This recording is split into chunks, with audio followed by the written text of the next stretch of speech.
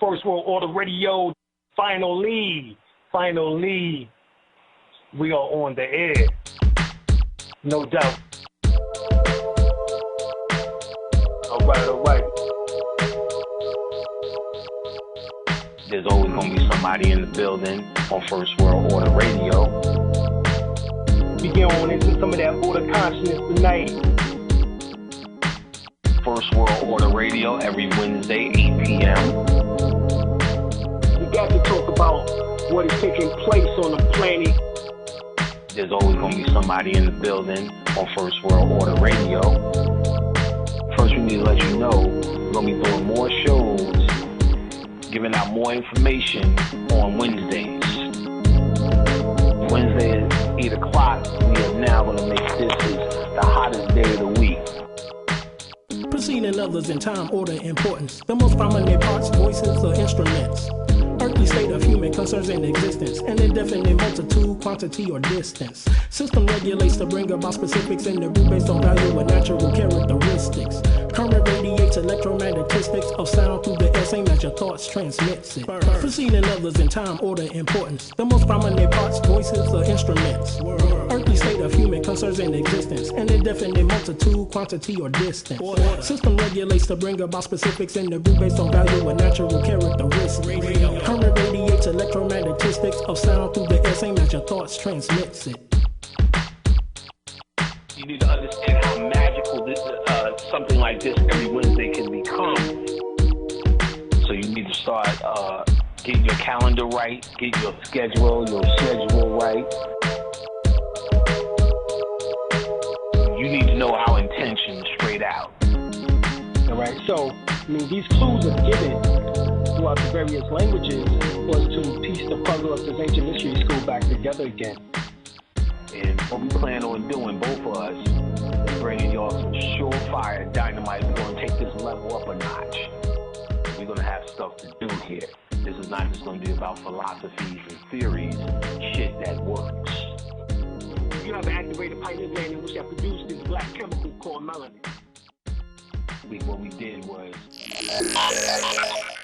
Welcome back to the First World Order Radio. Your host, Dr. Alim El-Bey. I'm going to bring on my co-host, Brother Fahim El. Are you here, brother? Peace, God. Peace, God. How you doing tonight? Oh, well, very well. How you doing, God? Doing well. All right. Wonderful. All right, we're going to be getting into a good discussion tonight. We're going to be going into Moorish cosmology and zodiacal sciences. Oh, and we're going to be showing basically how in the Moorish Holy Quran, Circle 7, it speaks about the zodiac. Many want to say that it doesn't. Did you get taught any of this information in the temple, brother?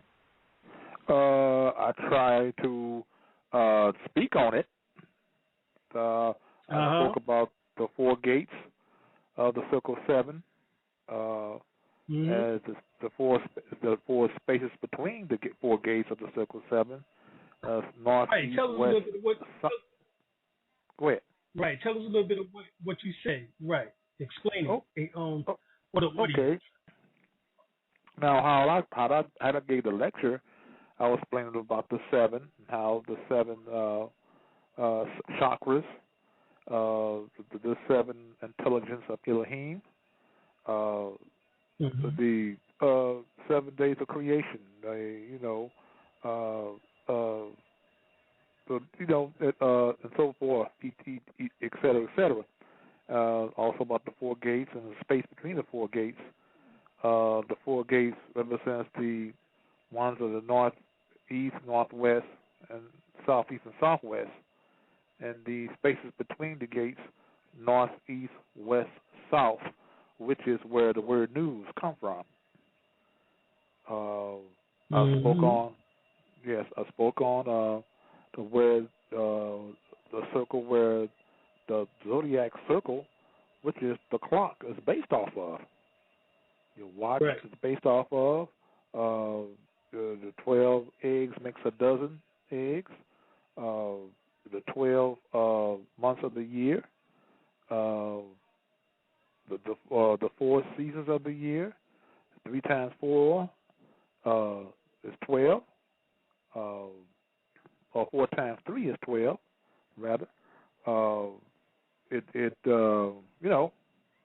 That's what I spoke on. And when I spoke on that, they never gave me a chance to speak again. So I guess enough of that science I was dropping on them wasn't appreciated enough, or maybe I was letting out what they call secrets. So I guess they didn't want them to know that. Evidently they didn't, because they didn't let me give another lecture. Right. And why is the zodiac a secret?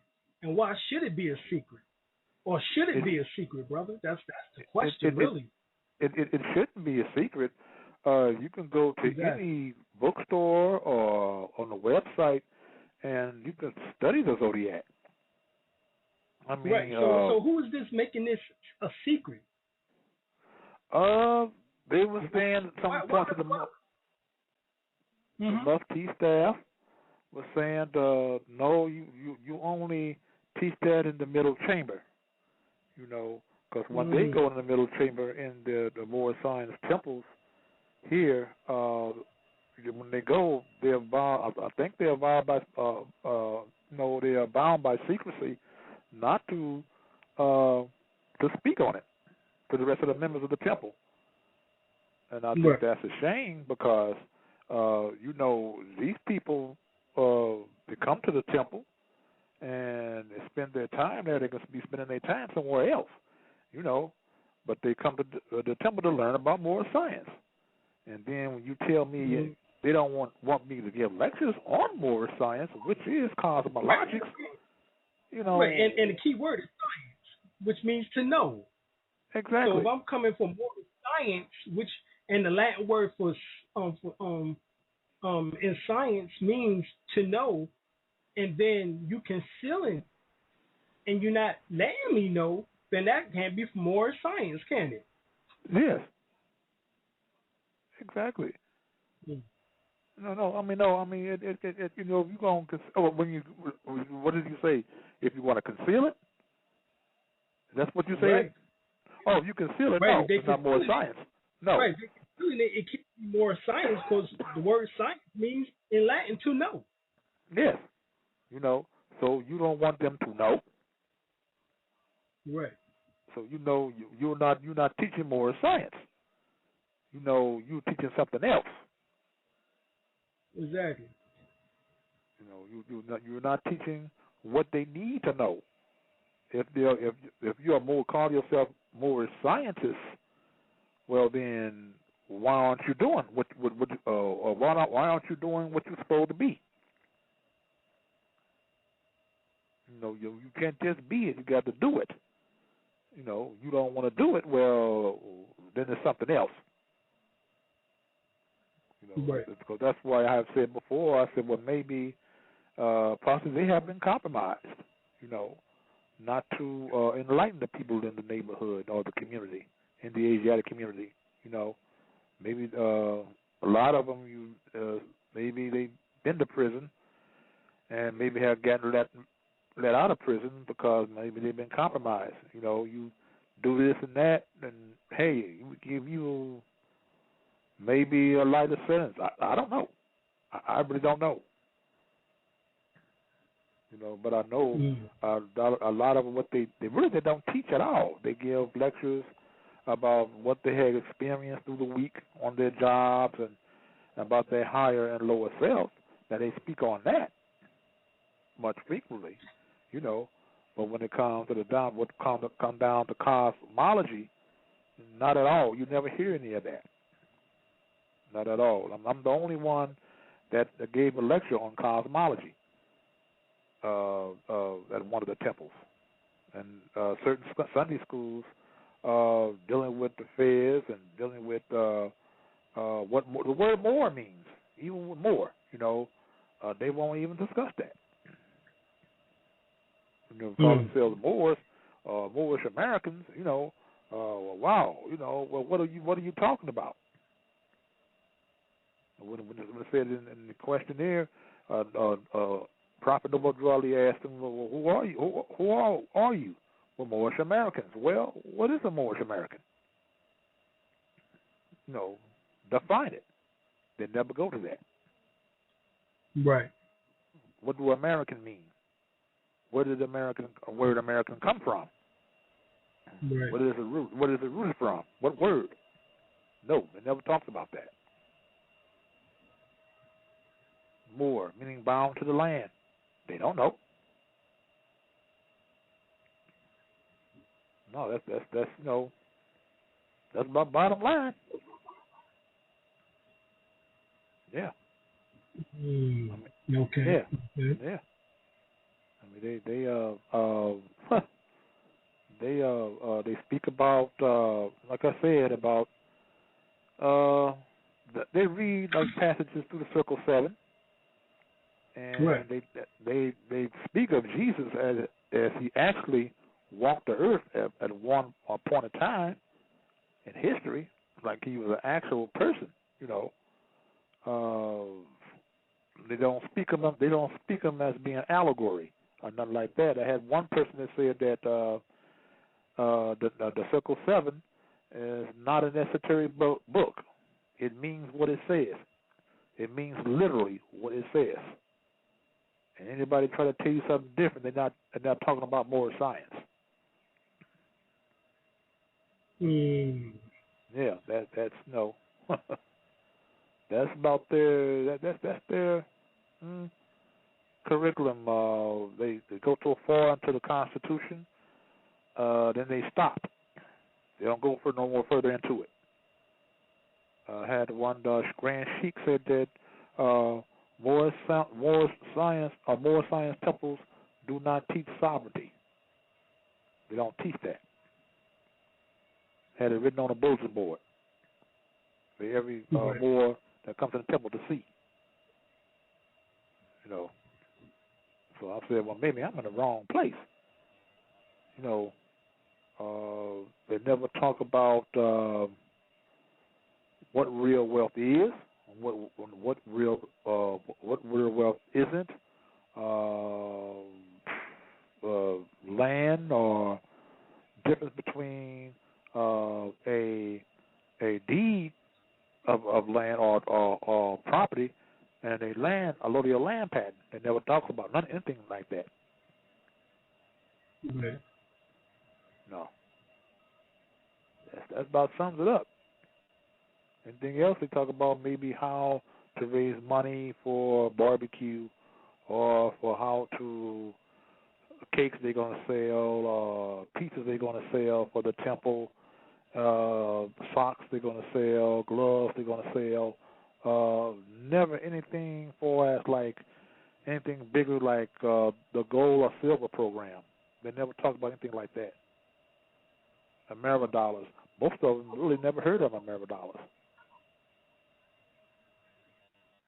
If you brought it to them, what's that? Ameridollar, Right. And then when they look it up on a website, they get quiet. They don't hardly want to talk to you no more. Like I feel it's strange. What is it that you is it that you never heard about it before, or you know about it and surprised that I know about it, and know that I know that you're keeping it from the rest of the members of the temple. The thing is, why? Good question. Yeah, why? Astrology, astronomy, cosmologics never comes up in the meetings. Not at your at the Friday, which is Holy Day, and which is Sunday schools. Never. They're supposed to have a school of education, but they never have that. Their reason was not enough people taking enough interest, so that nobody hardly ever comes. So they shut it down. Right. Mm-hmm. But for the Circle 7, the 4 gates, the like the 4 elements of the universe: earth, air, fire, water. Yeah, they have it in the book, they read about it, but they never break it down. The 4 seasons of the year, the circle 7, the 7 itself. You know, I spoke on that. I asked them how many weeks in the year. 52 was the answer. I said, oh, 5-2 is what? And they say, then they stop. I said 7. And like like I said, after I gave that lecture, they never gave me a chance to lecture again. I went to another temple, transferred to another temple. Maybe I said, well, maybe this may be a little better. I said again, they want to. I think this was the governor of the temple. He said, well, maybe I'm trying to get you to give a lecture. I said, oh, fine, because I gave a lecture at the other temple, at Temple 75. So he said, oh, okay, great. But I never heard of it. Nothing ever came of it. You know, so it's not, to me, they're not really trying to, really attending to teach these people what they should know. Right. Yeah. That's about the size of it there, Dr. Alim. So right, well, we as the Moorish Temple of Science of the world, we definitely deal with all our sciences, period. And we attempt to get as much information to the masses to uplift all the humanity as possible. I mean, it just doesn't make any sense is that if Prophet Noble Ali was a universal prophet and he came to unseal what's been sealed or what's been kept secret, then we should be doing the same thing. We need to get this information out. And astrology is part of the lesser mysteries. If they want to keep secret some of the aspects of the higher mysteries or greater mysteries as they're called, then that's fine. But astrology is part of the lesser mysteries of the ancient mystery school known as Herbaka Haka. So we know that astronomy is the study of the location of the heavenly bodies as in like a map or geography. But astrology represents the influence of the heavenly bodies on you, which is actually the philosophy. It's about you. It's your guide, your navigational reference. You know what I'm saying? Or the, pinpointing how you come and how you came into this particular situation, the time, the date, all of that is relevance, during the time of you coming from out of your mother's canal after the water, broke, and you come in from out of the darkness into the light. Yeah. As light strikes you, it's important for you to know that particular time because those lights, which is conscious vectors, will continue to have an effect or the influence upon you your whole entire life. Especially if you understand the science of understanding the science of light being truth, light being knowledge, light being consciousness, all of that is symbolic to what light is.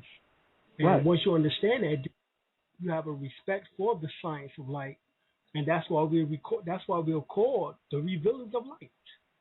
Yeah.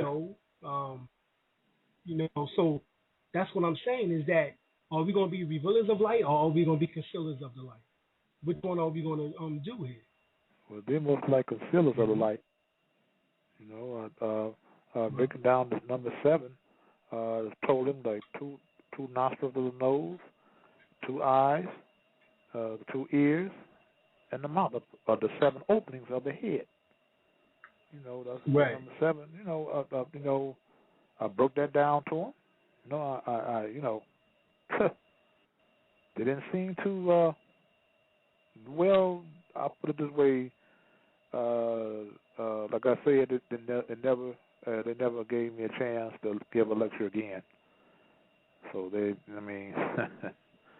was obvious to me that, like you said before, they are concealers of the light.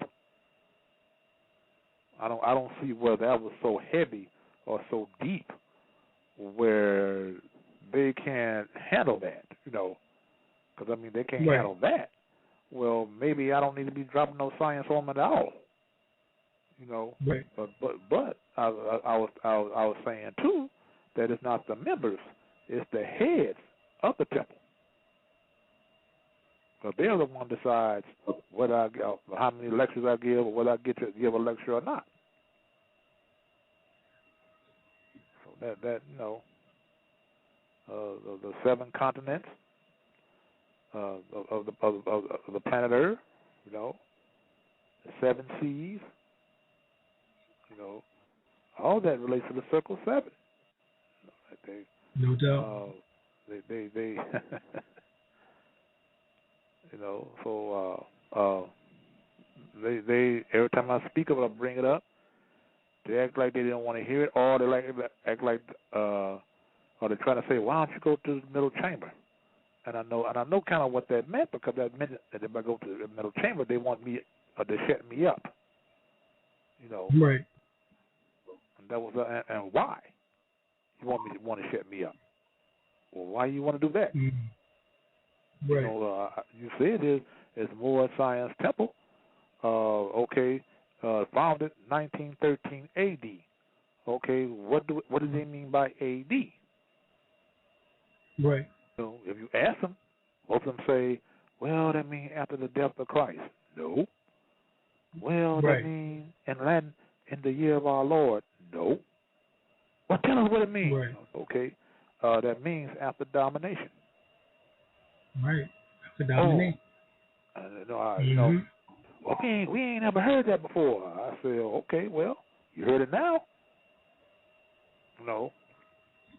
Evidently, they some of these things they already know, and they don't want to get out to the rest of the members of the temple, and that's obvious to me.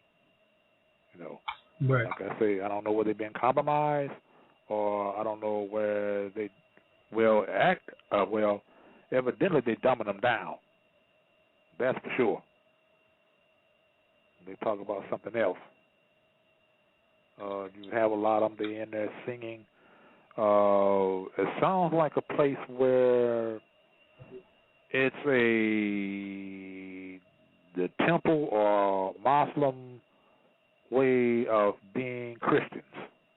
You know, singing, like they trying to sing gospel songs and with Muslim terms. You know, way down the river. Way down the river, Muslims, way down the river, Noble Drew Ali is coming back. You know, something like that, you know. And I said, man, it sounds like I'm in a church, you know. And I said, like, wow. I said, I don't know, hear none of this what Dr. Alim or Taj be talking about, or Brother Hakeem talk about, you know. What is this? So that you know, right. You know, I mean, hey, you know, they're clapping their hands and you know, shouting and you know, like, wait a minute, you know, I could have stayed in the church if I was gonna know, if that's all they're gonna do here, you know. But yeah, that's the way it is. But the Moorish Temple of Sciences now is very much different. Or Moorish Temple of Science of the world is very much different than the Moorish Science temples.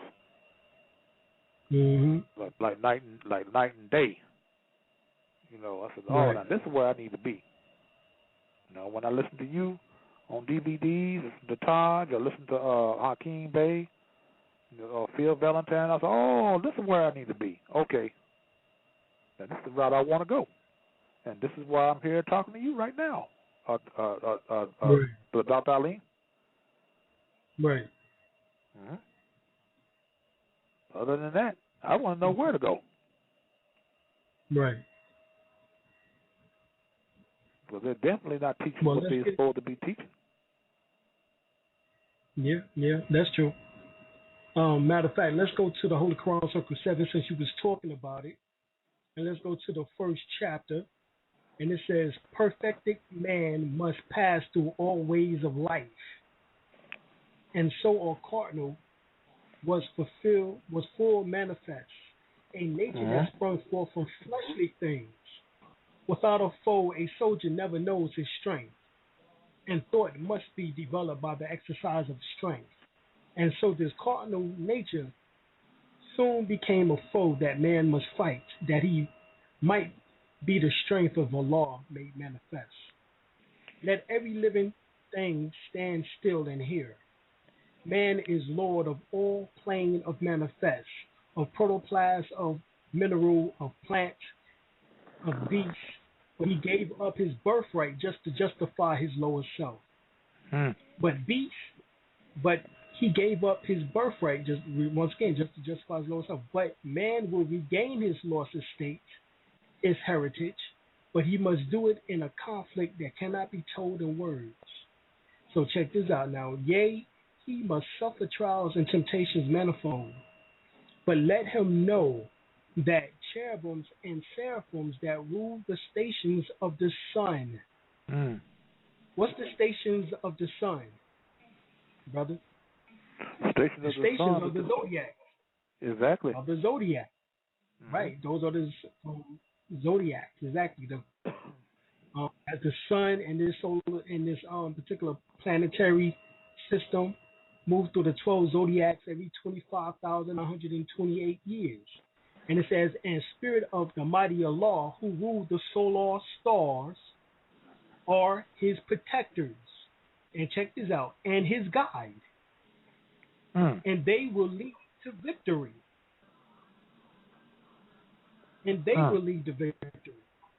So if the cherubims and the seraphims rule the stations of the sun, which are the zodiacs, and these solar stars are his protectors and his guide, and they will lead to victory, then what are they saying? They're telling us that we should observe the zodiac because those are the guides, and they will give us the information which that is needed, especially as children. You know, we need some type of information in which that will help us begin to understand life as we become of age, as we begin to start going through puberty. Exactly. And the zodiac signs, mastering your zodiac signs in particular, your birth charts or your astrological charts and numerology charts helps with that manifestation. You know, because these two things symbolizes how you get here. You know, for example, the cardinal points are the points within the earth moving into a new season. So we have spring, summer, winter, and fall. They create the dividing line of the four quarters of the earth. Of course, that's north, east, south, and west, known as the four corners of the earth. Now, the Catholic Church uses the terms cardinals, you know what I'm saying, for their officiants. So that's what they're called the cardinals. So when we see them making gestures of a cross with their hands, they are actually acknowledging the place of the earth. So when you see them go to their head and then come across from shoulder to shoulder and then down and then back, that is the cross. That is talking about the circle 7. Right? Exactly. You know, and the cross inside the circle is a reference to some secret societies as the master seal.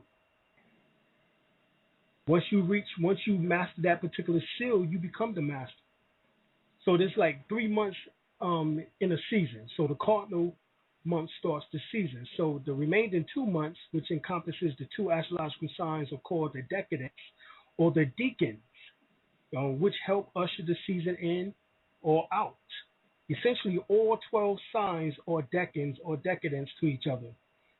Now, in the Christian Baptist Church, the deacons, who are aides or helpers to the congregational members, as they rule, there are normally or usually 12 deacons. Now, so the deacons or the decadents in astrotheology or astrologics, or what is also called cosmology, represents the people who are natural helpers in your life based on the natural harmony of the 12 astrological signs. So to find your deacon means starting with your sun sign, counting every other sign, you will discover that they are the same element as you, or complementary elements such as fire and air, or earth and water. Now, when we talking about the four elements, as you said, brother, we talking about the south gate, the west gate, the north gate, and the east gate. All right? And of course, that follows behind the fall equinox.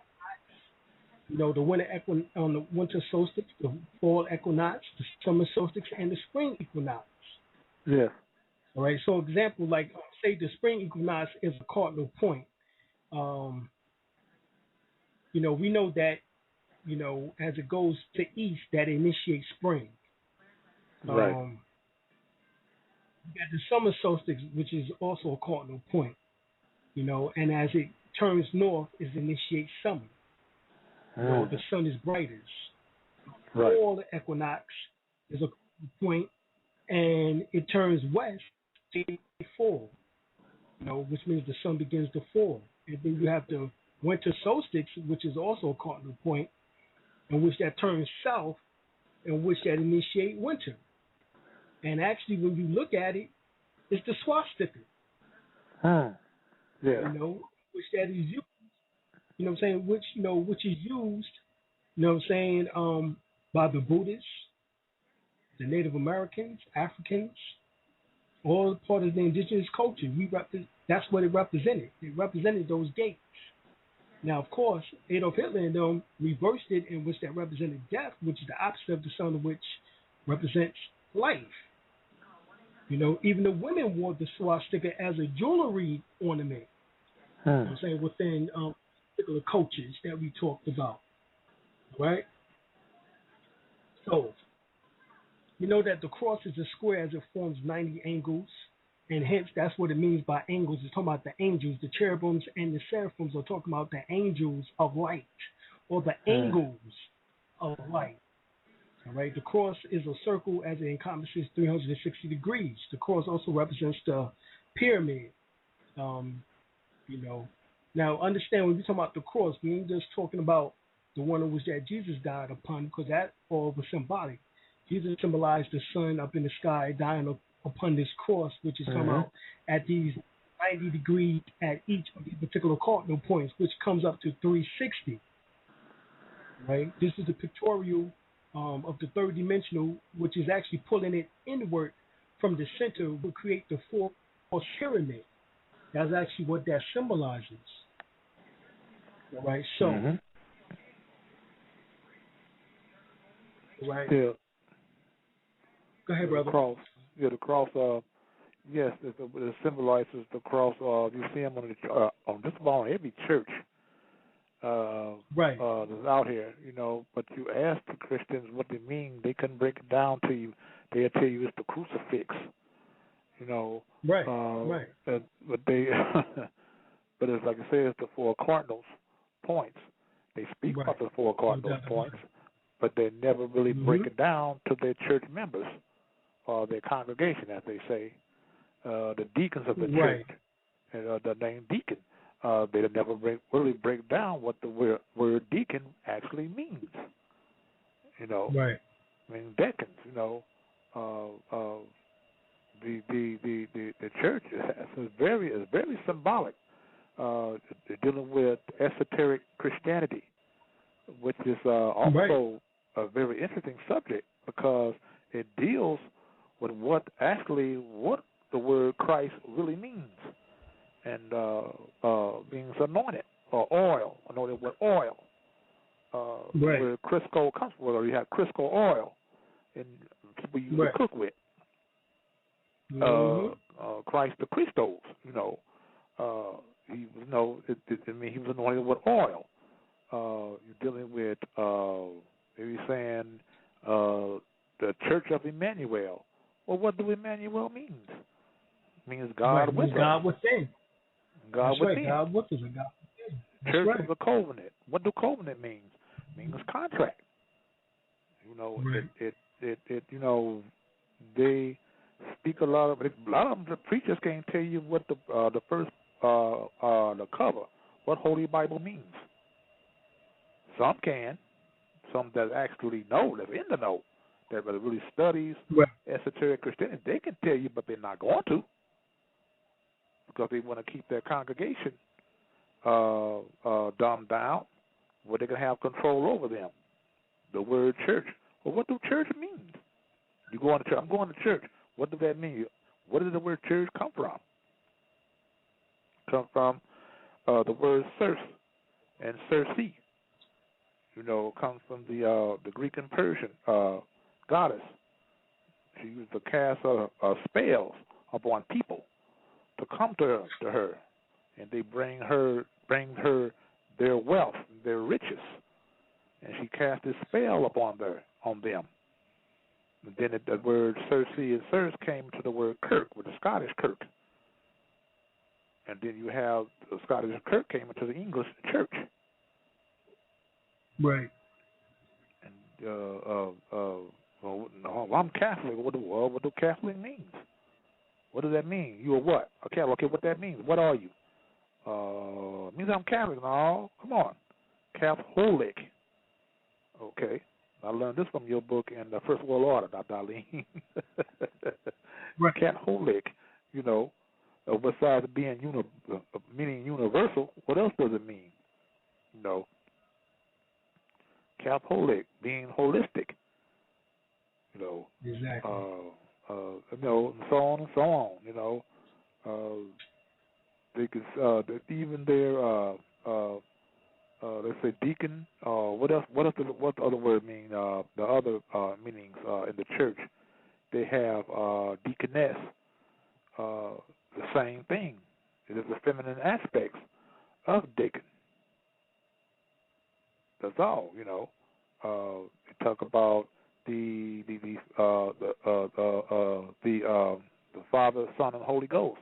Well, who did they replace the Holy Ghost with? They replaced her with the African Moorish goddess. That's what the Holy Ghost, who they replaced the Holy Ghost with. It's supposed to be Father, Mother, and Son, or Father, Mother, Child. Right. That's what it's supposed to be. Haru, Aset, Asar, Aset, and Haru. Mm-hmm. Got it again, the triple, the what they call the Trinity. Because that is the true Trinity. True. Yeah. The sun, moon, Mercury, even into your Masonic mysteries, the three dots. You knock 3 times, everybody's supposed to stand up. That's right. That's what happens in court, does it? Sure does. The judge does the same thing. And he's court in session. Yeah, and then he knocks one rock down to sit him down. Mm-hmm. All of it is esoteric Christianity and esoteric Masonry, all combined. That's right. Around them. I don't deal with Masonry. Right. Yes, you do. Every day. I don't deal with astrology. Yes, you do. Every day. Every time you look at that clock, the look for the time, to tell the time. No doubt. Do you want to go higher? That's the question tonight. Yes, sir. Brother Fahim. Yeah. So you heard what he just said. Oh yeah. Yeah. Age of Aquarius. All right. So out of the 360 degrees, we understand that there's 180 degrees polarity, and that actually, like Aries and Libra, actually are the same sign. Leo and Aquarius are the same sign. Sagittarius and Gemini are the same sign. Taurus and Scorpio, Virgo and Pisces, and Capricorn and Cancer. So really, there's only 6 signs because you balance out the other sign. And of course, when you're dealing with like fire and air, those are male or masculine positive energy currents. When you're dealing with earth and water, those particular signs are female negative energy currents. Exactly. So we have to keep that in mind. Yes, like, for example, I was remember the movie called Avatar, The Last Airbender. And this is young boy. So I had to explain to a few brothers. I said, well, why is he always going to them girls? They were asking the question, why is he always going to them girls? He knows how to control the air and the earth, but why is he going to them girls control the water so much? because he has to go to them. He has to go to them because they represent water. I said, when we were born, our mother's water did what? It broke. Broke. Yep. That represents the feminine aspects of the woman. You know, right. So therefore, he had to go to them to master the water. Right. That's right. Yeah. You know, if you notice one of the young girls, I said, I have to go into transition. Why? I have to go to the moon. You know, she had to go to the moon so she can pull more water to fight the people of fire. Right. Exactly. To help him out, you know. But if you look at the after the last Airbender, the movie, I said, really the women were doing the most of the fighting, the real fighting.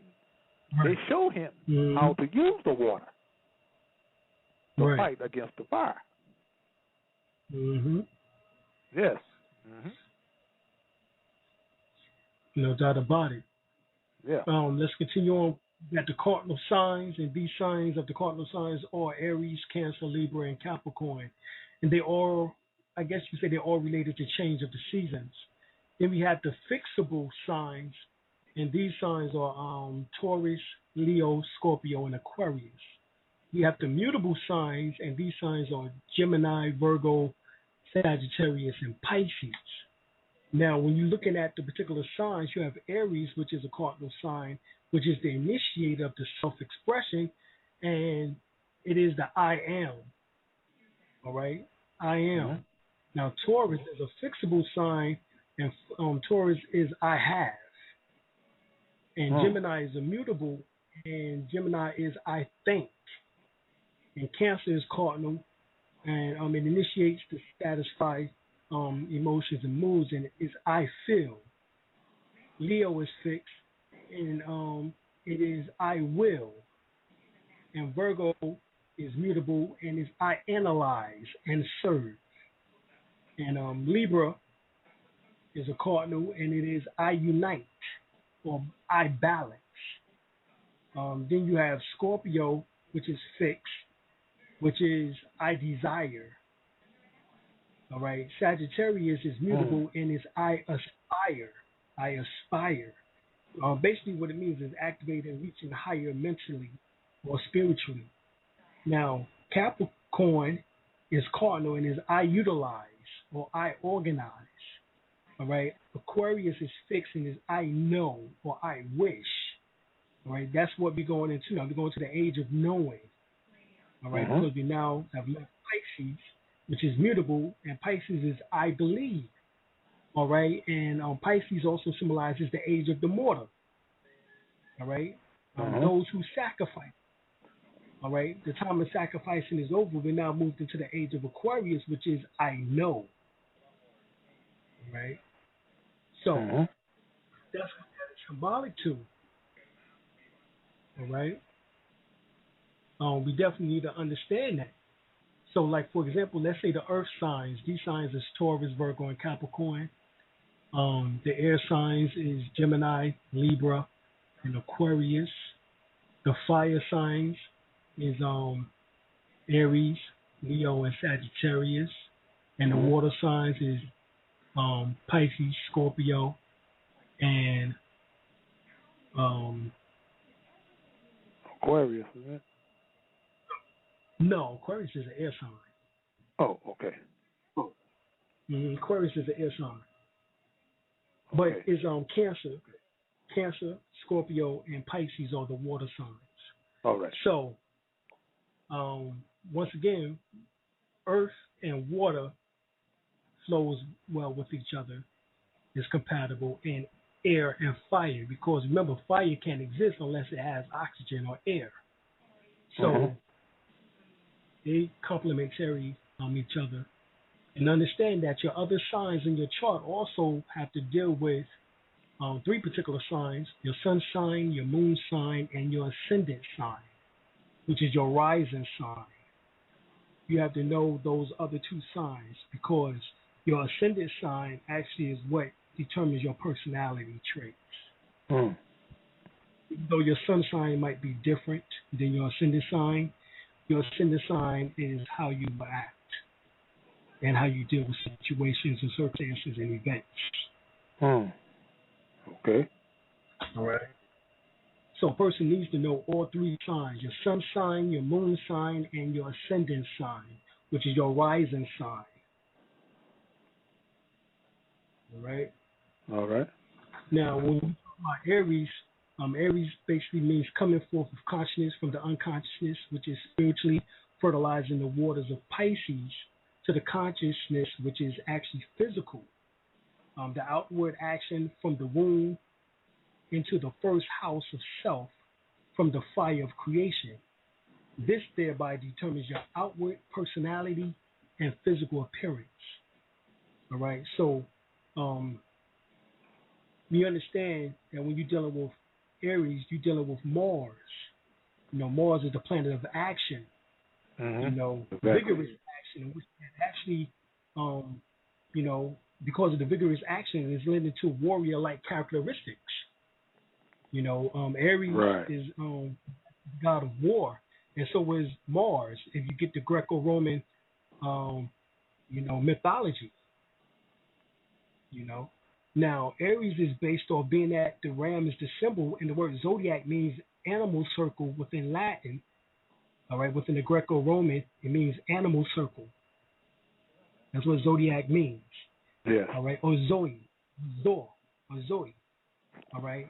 Now, the oldest depiction is on the temple walls of Dendera, which is in the temple of Het Heru.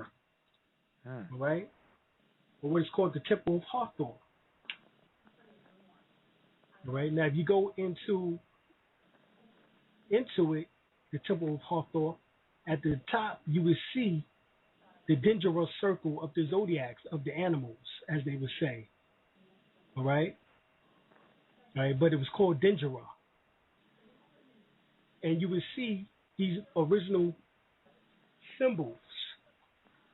The same symbols, you will see the ram, in which that has become known as Aries within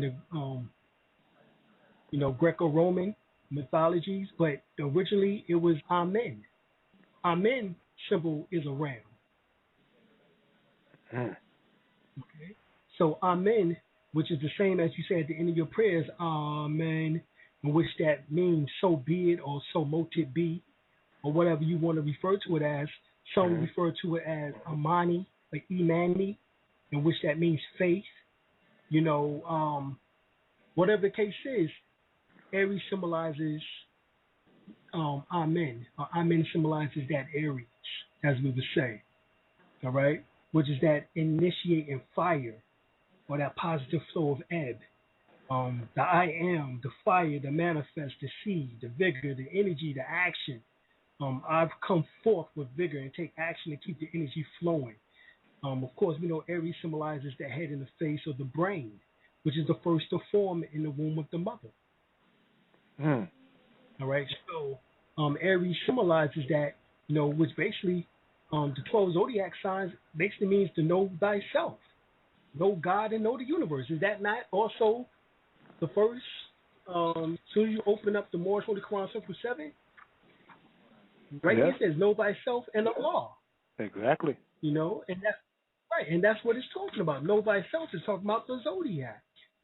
Once again, part of that scenario. Taurus, like you said, is I have. It's talking about land, wealth, security, beauty, possessiveness. Taurus also, I have received the manifested flow of energy from Aries, and now must provide an earthly place to settle and collect all that this earth has to offer as my possession.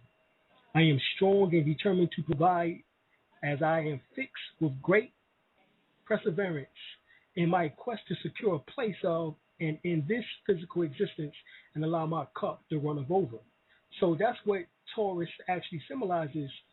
Taurus is the manifester of this flow of energy from Aries. So it's the energy pulsating through the throat. All right. So Aries symbolizes like the pineal gland, which is the lamb, which is the symbol, which is the sheep. You know what I'm saying? And Hades was the shepherd. Well, there's talking about the soul embedded inside of the pineal gland, which is the lamb. And here it is from the lamb, you know, ultimately from the pineal gland, that energy pulsating down, acting as a step transformer. And then the next place it resides and pulsates is at the throat area. And of course, Taurus, wants, strong neck, shoulder, the shoulder to load, a melodic voice, as I prepare for expression, because it's the second phase of development. It's the second phase of development. So, that's what Taurus symbolizes. And then, of course, we have Gemini. Gemini symbolizes, of course, the lungs, the shoulders, the arms, the hands. Gemini symbolizes that duality, the left and right portions of the physical body itself. And so Gemini also means I come forth of the mental consciousness of reasoning, and I transfer the energy into a manner of communication between the spiritual and the physical. Now, the duality factor necessary to keep that energy ebb and flow. Therefore, I am flexible and I am considered subordinate, but only to the spirit in my efforts to communicate the two. So, Gemini, of course, symbolizes communication. The upper respiratory lungs, in which that the air flows to bring the words out of the throat. So the arms, the hands, the shoulders, like I said, but it's also the force of the energy flows and is expressed through the gestures of hands and arms. So anybody who's a Gemini, you know that you use your hands and arms a lot when you are talking and making gestures, And then, of course, you have Cancer next. Now, before I get off of it, before I go too far, I want to make sure everybody understand, understand. Remember, we said that Aries is Amen. Well, Taurus is Apis, A-P-I-S, Apis, which is a form of, or saw in his Taurus form, or bull or calf form, in which that dates back 6,000 years ago, right, to 4,000 years ago. And this is why 4,000 years ago, 4,000 years ago, you had in the Bible Moses getting at the Israelites and he wanted them to destroy the golden calf. That was symbolic to the feminine form of Apis, which is Hathor, right, or Heru, right, symbolic to the stories in which they told us as children, the cow jumped over the moon. Okay, that's what that is all talking about. Well, that is Apis, which is a form of Saw. And then Gemini is actually Saw and Set. Originally, but then because of the battle between the resurrected Saw, which is Heru or Horus, and his uncle Set. This is the same as the Simba being the incarnation of his father Mufasa, and him battling against Scar, within the movie Lion King. All right, that's what that whole story comes from. The Lion King is actually from, the Egyptian mythology. So Gemini symbolizes that originally of the masculine and feminine energy, which is Saw and Set. But then later on, they changed it to Heru and Set because of that great battle. So hence, then you had two males. This is what you transpired within the Greeks. But on the walls of Dendera, you have the female and the male. Yeah, both female and male, which is also on Set there on the temple walls of Dendera. Right. Then you have Cancer, which Cancer, of course, is a crab, but originally it was Kepera, which is a dung beetle. Right? And Cancer means I come forth cultivating the mystic pure to provide place of this plane. Right? In other words, I fertilize all the seeds of the land. I am powerful in my duties and in my will to cultivate and grow. I am a cardinal initiating energy. I begin the journey of manifest energy to its points of regeneration. I am the essence of all manifested. I initiate the physical existence and am common in the manner in which I do this. So, Cancer initiate water, and of course, the water's life. Of course, the body part in which that Cancer rule over is the breast to nurture all that it produces. All right. Now, remember the dung beetle, which is Kepara, rolls dung, you know what I'm saying, across the ground until it looks like a ball. And when you look like it, it actually is like the invisible power in which that moves the sun across the sky. That's where the Egyptians took that symbolism from. All right. Next, you have Leo, which of course Leo, I create.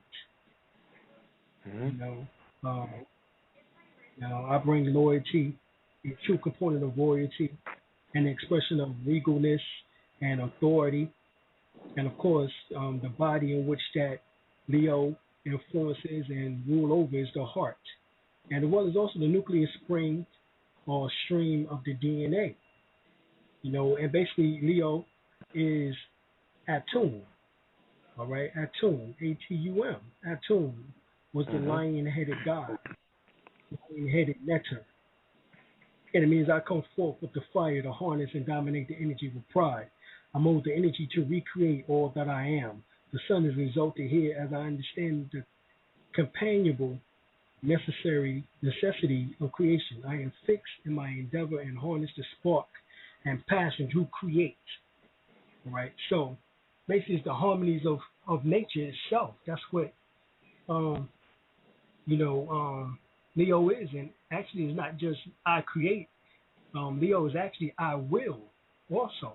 I will, because their will is strong, but they are full with a false pride at sometimes,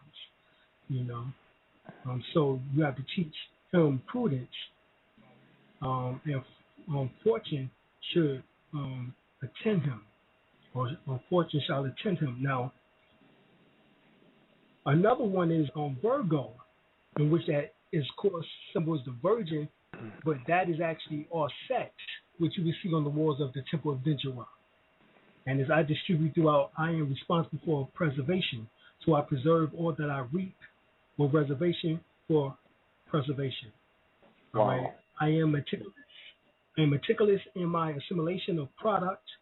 I am the sixth phase and govern the resultant product of physical existence. I am newly grown virgin harvest for sacrifice as I aspire towards the perfection of existence. All right. Now, anybody who knows a Virgo, they are actually perfectionists. All right. Virgo, like you said, is I analyze, I serve. All right. Yes. In other words, I learn to better and strive to better serve self, so I can serve others. I am what I take in. I learn through results. Now, Virgo symbolizes the body parts of stomach and the upper intestines. All right. Now, Libra is I unite, but it's like I said, is I balance. All right. And to judge the results of my decision as what I have done, said, felt, create, and reap.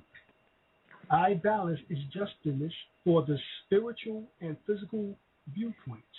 I act through the deeds, action, bode well for my soul existence thus far. I unite the beauty of the physical against the expression of spirit. I am the seventh phase. I ignite the unity of the perfect spiritual and physical partnerships. Libra symbolizes the house of partnership. All right. Yes. Like I said, Libra also symbolizes justice, law. All right. Also was the goddess of love, balance, and of unity.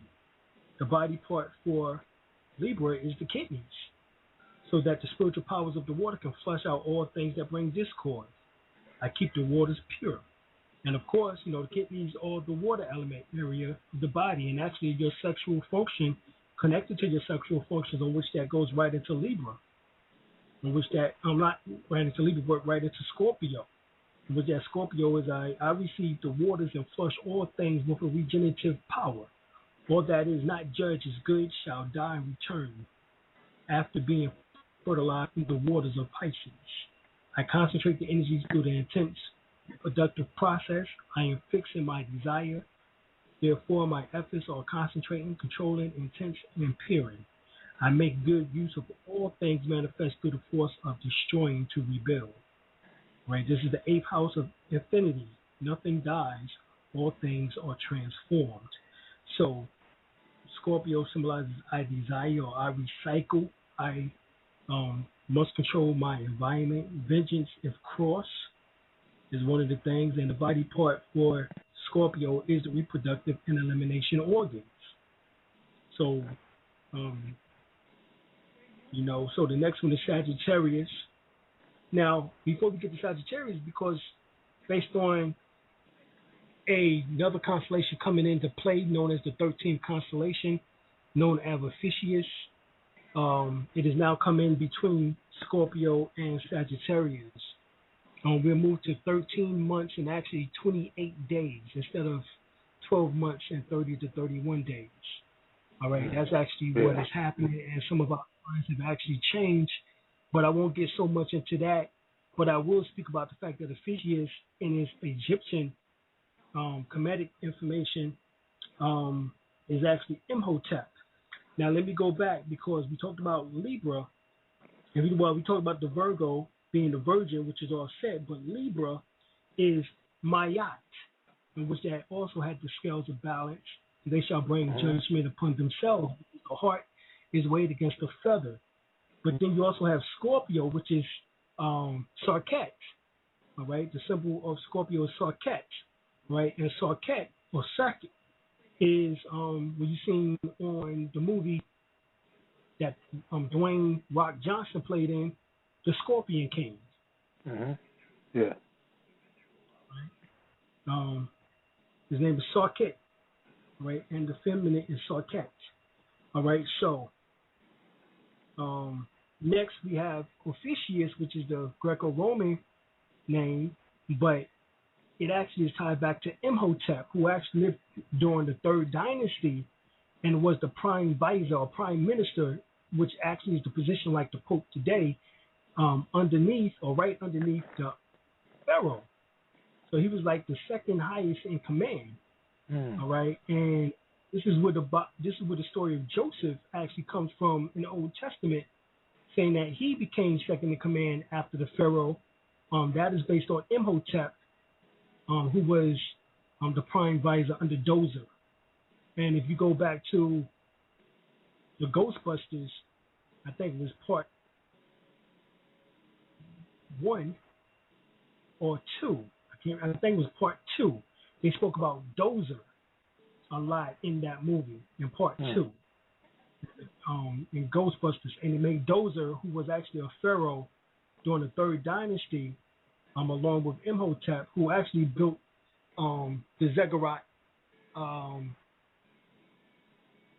step pyramids, or what is also called the Dozer pyramid. That is during the 3rd dynasty. That was during that time. And so Imhotep symbolizes Ophiuchus, which is actually in between Scorpio and Sagittarius now, and the planet on which that it influences is now called Chiron, which is called the wounded healer. Ophiuchus actually was symbol is that of a serpent wrestler. All right, he's the serpent holder. So all of that is talking about the Kundalini. So right here between Scorpio, which is symbolic to the reproductive and elimination organs, and Sagittarius, which is the lower back. You know what I'm saying? All of that symbolizes where the energy or the Kundalini resides at. So that means now that being that this particular constellation is coming in, zodiac is coming in, it means that we now will have the ability to raise the Kundalini energy much more easier because of the influence of Ophiuchus, which is Imhotep, and Chiron, which is the planet of the wounded healer. All right, so hence not only will the wounded healer is the same symbol in which that you see of the Caduceus or the Uraeus, which is on the hospital throughout the country and even throughout the world on the ambulances and etc.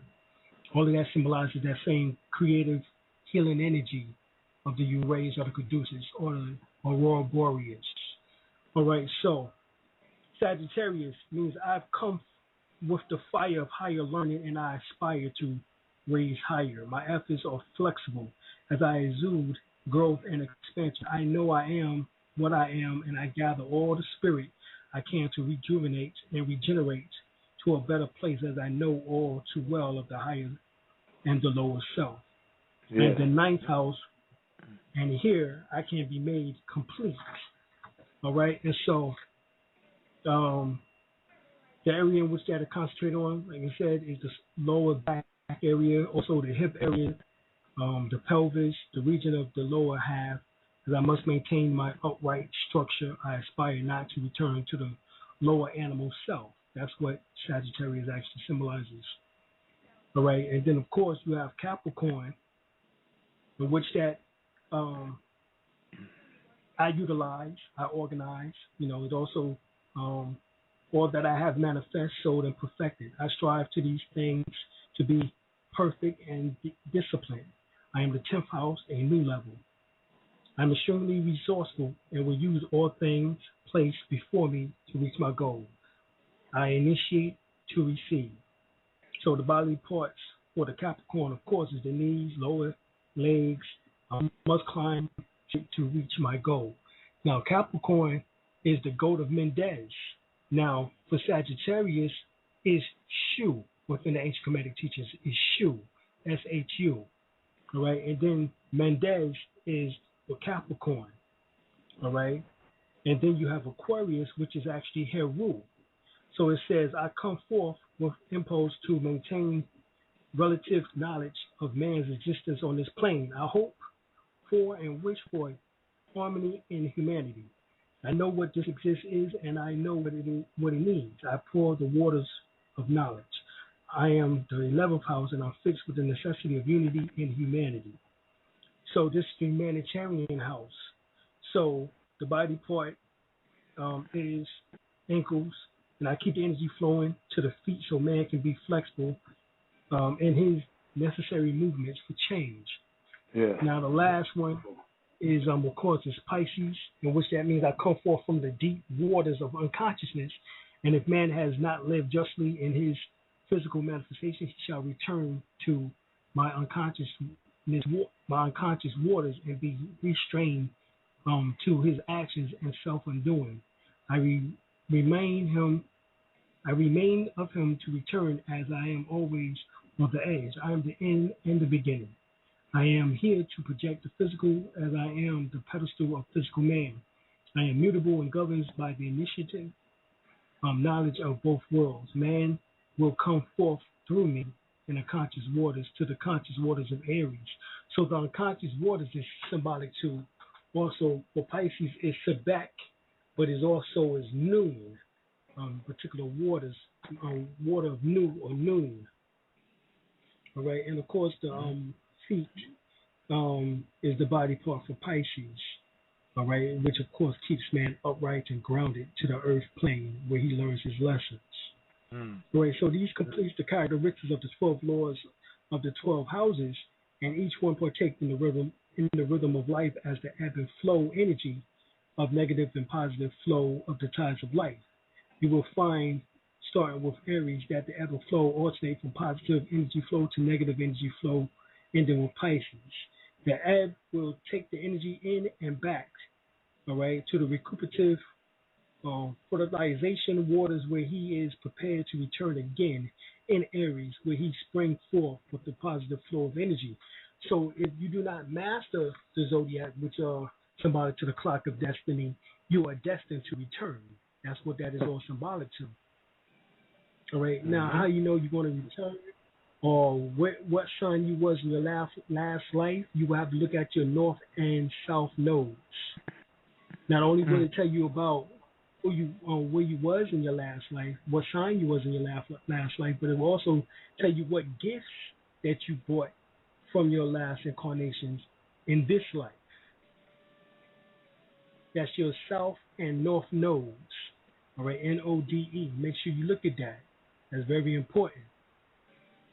All right. All right. All right. Anything you want to say, Brother L, before we continue on? Yes.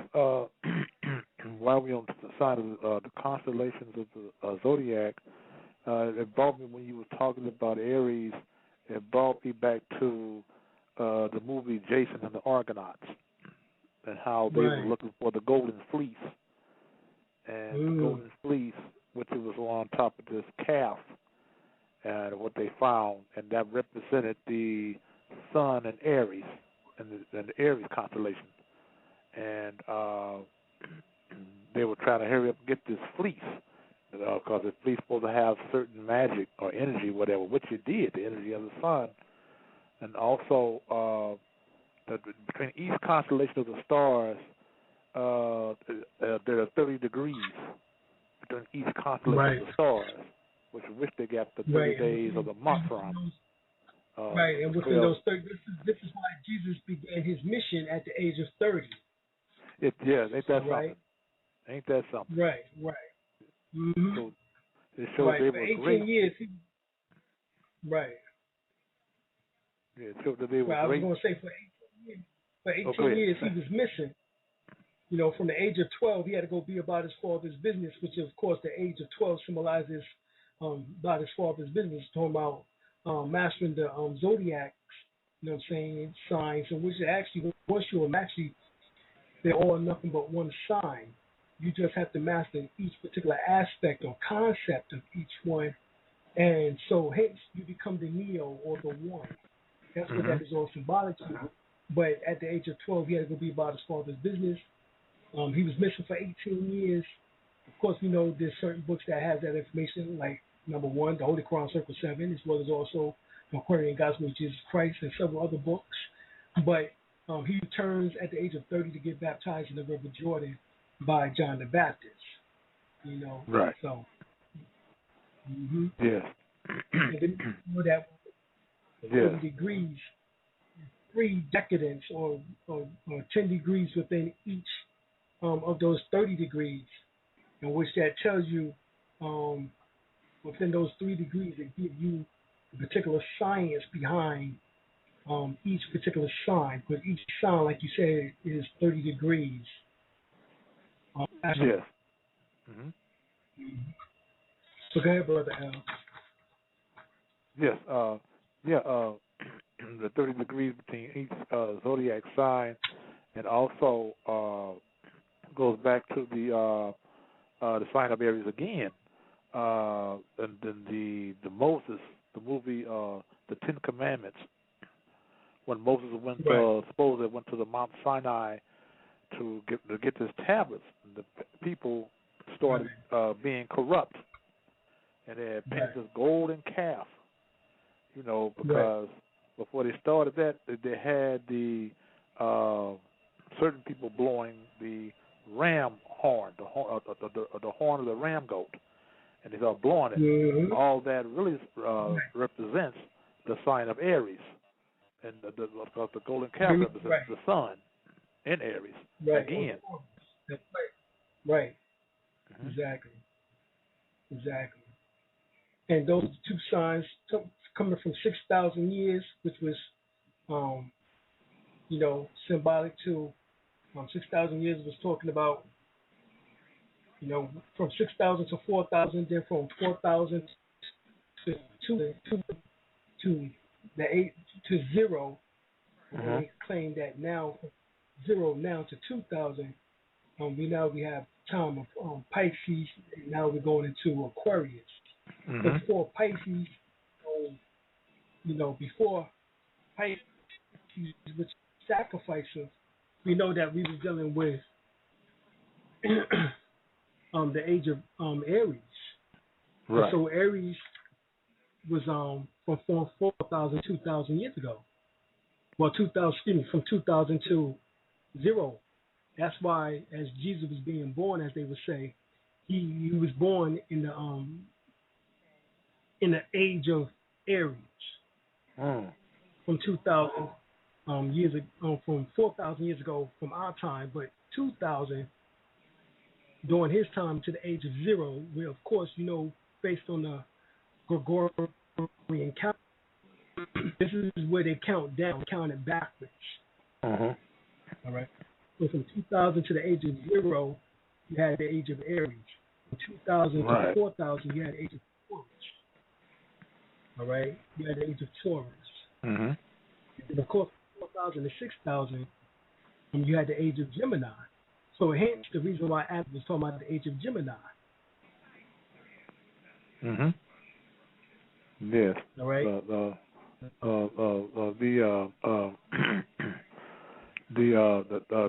We talk about also about there was something dealing with I think it was I want to get back at the back of my head too. It's dealing with the sun aspects again, as dealing with the sun in certain Masonic rituals.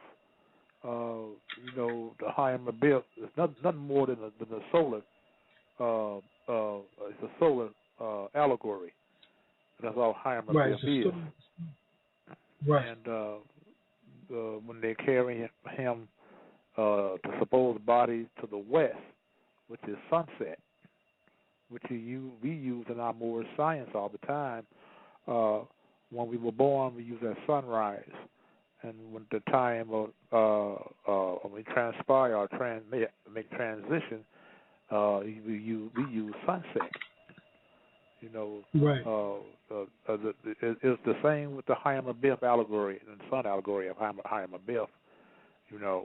Right. That's because sunrise symbolizes horizon, which is Horus or Heru, and then sunset symbolizes Set, who he fought against, who was breaking into darkness. And in Horus, or horizontal, or horizon, or hour, symbolizes bringing in the day or bringing in the light. Mm-hmm. So, it was the war between 12 hours of day and 12 hours of night. And who will win the battle? In other words, the duality of light itself. Mm-hmm. Yes, that was dealing with the equinox, which is in Greek means equal night. When the darkness equals the night and the light equals the day, and so they battle against each other. And then after they get through battling each other, that's when you have the light overcome the darkness. That's when you have the Passover, when the sun passes over. The Passover. Right. Equinox. When spring comes in, or the vernal equinox. Exactly. Yes. Mm-hmm. And that's where we say the hour, where the hour comes from, Haru, hero. Right. The hero saves the day. Where the sun set. What is he set? Satan, say the prince of darkness. That's why the word black. We don't use the word black when defining who we are, because we know that means death. And everything that harms. So we use it. We know people are not colors. So therefore, we don't use those terms. So we're dealing with all that comes from the zodiac and cosmologic science, and dealing with the zodiac astrology and everything like that. You're dealing like the 12 Hercules, which is nothing more than so again solar allegory. Jesus, solar allegory. Zeus, which is solar allegory. Jesus, which is which you can say ancient Moorish Latin, which is Spanish today, but is Jesus. Right. Jesus. Another solar god. But these are all the solar gods dealing with astrology. And right. For example, that's what Solomon in the Bible symbolized. Yes. Was Sol, Om, and On, which are the three phases of rising, high noon, and setting. The sunset. which is within the ancient Kemet teachings, is Heru, which is coming over the horizon. Then as it reaches peaks, is Aton. And then as it sets, is sunset, which is set or Atum. It's talking about the tomb, going in the tomb. Yeah. So you get this book called Astrology and Masonry and Egyptian Masonry. There's a book called Astrology and Masonry and Egyptian Masonry. This is what it says. It says, between Alpha Dracos and Alcyon, which can occur but once in a cyclical year of 25,868 solar years, which is basically what we say 25,920 years or 28 years, around that area. And it says, and since the Dendera zodiac shows that the ancient Egyptians had records of three, all right, zodiacal years, it says the ages of structure may be 78,000 years or more. The latter date has at least as much claim to scientific accuracy as the former, but investigations have convinced occultists that the pyramids were used as a temple of initiation at least 250,000 years BC. Wow. Now that's inside of astrology and masonry and the Egyptian masonry. Okay? Yes. Now, this is what it also says. And being that you tied in Hiram Abyss, you know, let's tie this in too. It says the word zodiac means a circle of animals. Hence, in the operative order of Freemasons, the candidate is told that he is a world unto himself. And as the globe on which he lives is composed of millions of atoms, in like manner, the lower man, the body, is made of countless millions of cells, virgin spirits called germs by material scientists. In this great order, all persons, however lacking in culture, are accepted, provided that they are seeking light of their own free will and accord. These students are classed as rough ashlers. Rough ashlers are made to understand their status in evolution and are told that if willing to go through the slow grinding process of polishing, they may further their evolution beyond their expectation. In other words, when the candidate is taken on probation, he is advised to conquer the low propensities of the 12 zodiacal animals. Remember I said that earlier. Okay. Which forms his composition being. For until this task has been accomplished, there is no chance for progression in the sacred mysteries of Freemasonry. He is given the opportunity, and his progress depends on his own moral courage.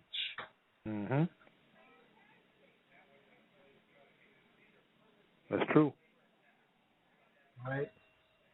Now it goes further and it says, the 12 zodiacal animals which the aspirant may strive to conquer. When he has partially succeeded in his task, he will next be confronted with the problem of solving the mysteries of the 7 planets, or the 7 spirits before the throne, which rule the 24 hours of the day. All right? Now remember, this is all based on the Quran Circle 7. Everything I'm telling you, this is right here in this same book. They're taught the same information. It says, on the esoteric doctrine from which time immemorial has been communicated from ear to mouth to ear, it says, the position of the sun or solar logo at morning, high 12, and at evening.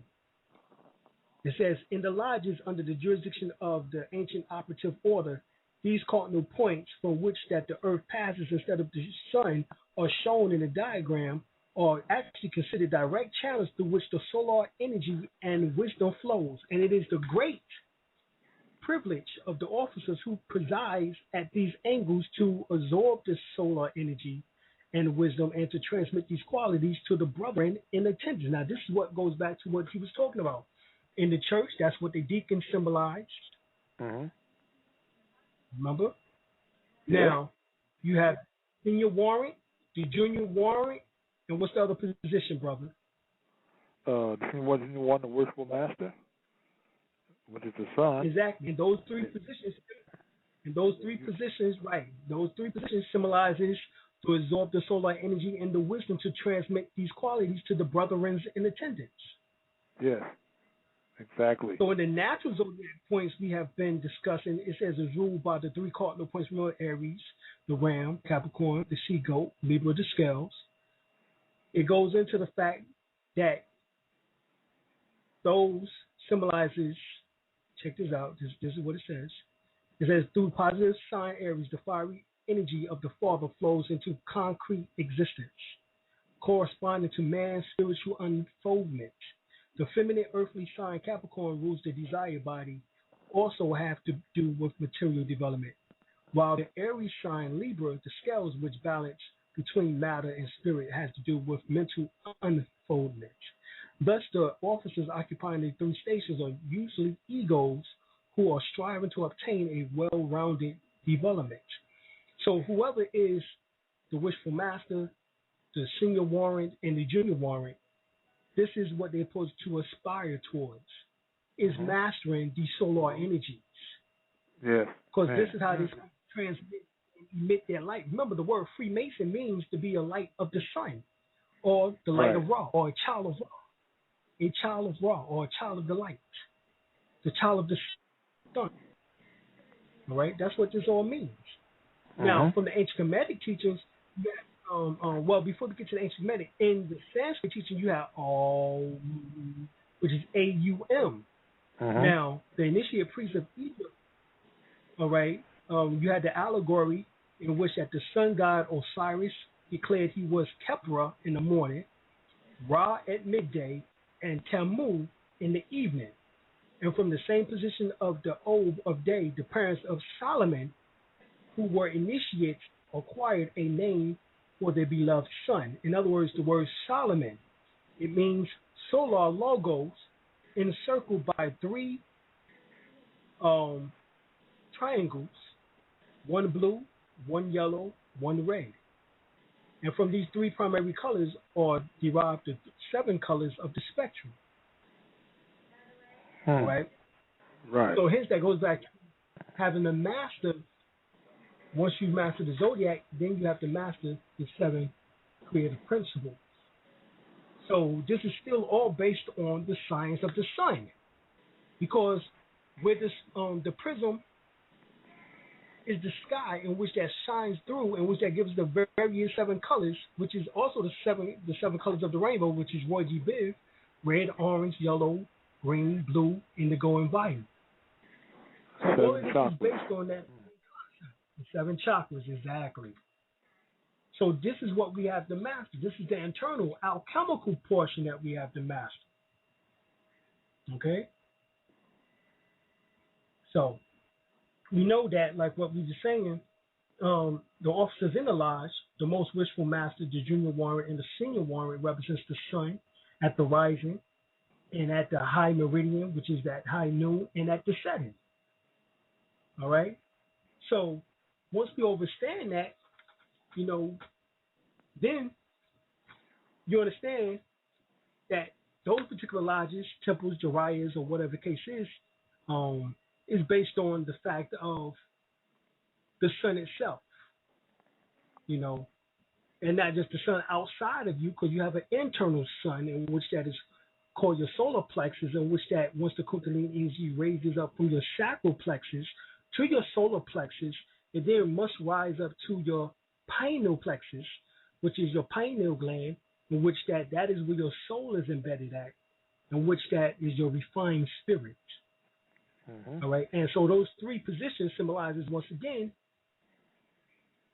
when the sun, which is Kundalini, is at the area of what we call the genitals, that is the set, all right, or the setting sun, or Tammuz, or Atum. When it's at the heart, then that is symbolic to high noon, okay, or symbolic to Ra, right? And then as it goes up to the pineal gland, that is symbolic to Heru or Horus, all right, which is actually the awakening of the soul itself. Yeah. So even within your body, those three positions play a factor, all right? And people don't understand that because this is actually what Masonry is based on, is your physical body. The body is the temple of God. The Bible tells you that. The various books throughout antiquity tells you that. Yes. So this is what all of this is really talking about, brother. And so you're absolutely correct on what you're building on. Yeah, the true Solomon temple. The temple without built out sound or tool or axe. Yeah. The temple of say that sound. one more time, bro. The true Solomon temple. The true Solomon temple. The temple was built without axe, without sound, right, or hammer or nail. You didn't hear the tools. Right. Right, because God said in the Bible that He does not dwell in a temple made by man's hands. He dwells in the temple which that He made, which is the physical body. Exactly.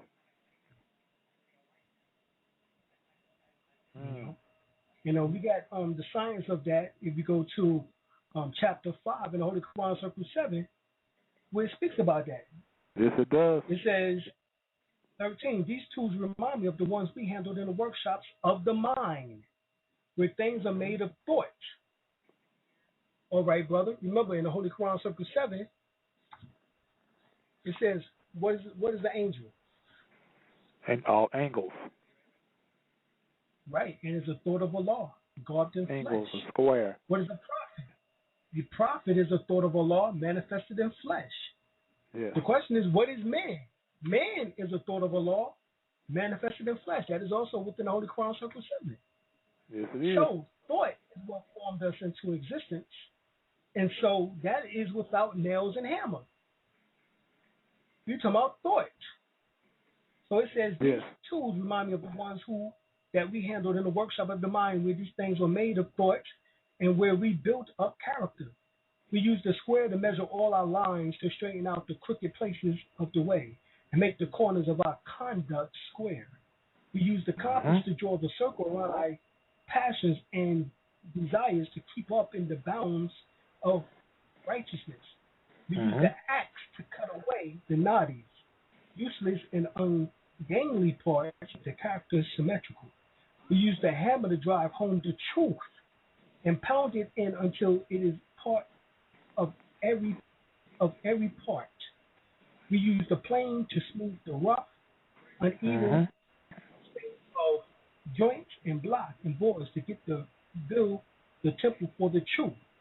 The chisel, the line, the plummet, and the saw all has these uses in the workshop of the mind.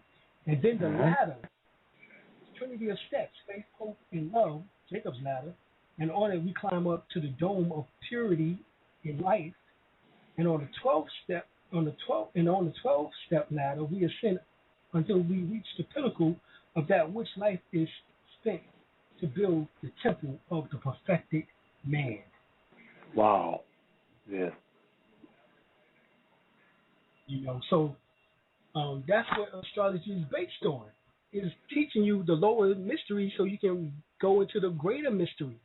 But first you must master astrology, and actually a child by the age of 7 should have a birth chart in which that is read to him or her by their parents.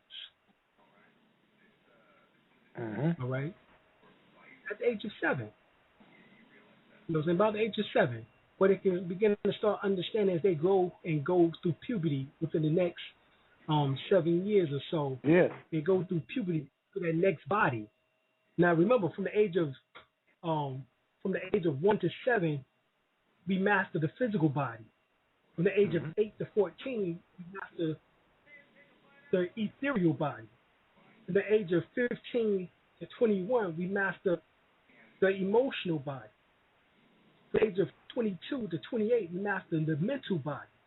The age of 29 to 35, you master the causal body. The age of 36 to 42, you master the spiritual body. And from the age of 37 to, from the age of 43 to 48, all right, 49, we master the spirit body, or the soul body, So we master the soul body. We master all seven of those particular areas of our life. So by the time that you reach 50, just like within Islam, you are a sheikh or a chief amongst your peers. Right? You lived a half of a century, so therefore now it's time for you to disseminate some of that information, experience, and wisdom that you have gathered over the 50 years and share it with the youth as they come into consciousness and awareness. Exactly. Right? And you can't do this if you don't understand self, if you don't know astrological strengths and weaknesses and how to master your weaknesses and capitalize on your strengths. Like Jesus riding the mule to Jerusalem. See, they had to ride his lower self. The mule represents his lower self. So therefore he had to be on top of it. He had to command. He had commanded the mule. He had to be on top of his lower self. That's right. His jackass nature.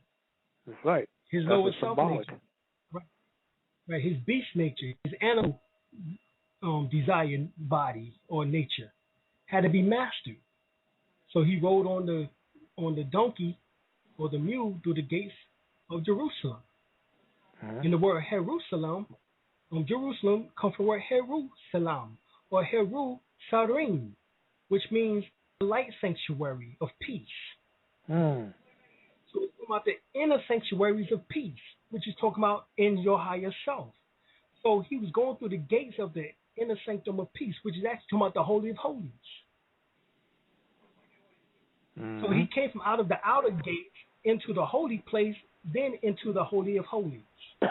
In other words, the same mosaic or same as the structure of the temples on the Gita Plateau.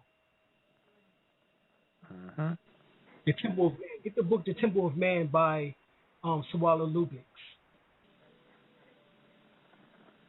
The Temple of Man and the Temple of Man. Get those books by Sawala D. Lubix. He breaks it down for you. He breaks it down for you. That the temples in ancient Egypt, the mosaic temples in the Bible, all that is symbolic to the physical body itself. The outer place, which is talking about the lower extremities, in which that eliminates toxins and poisons, which is through your urination and defecation.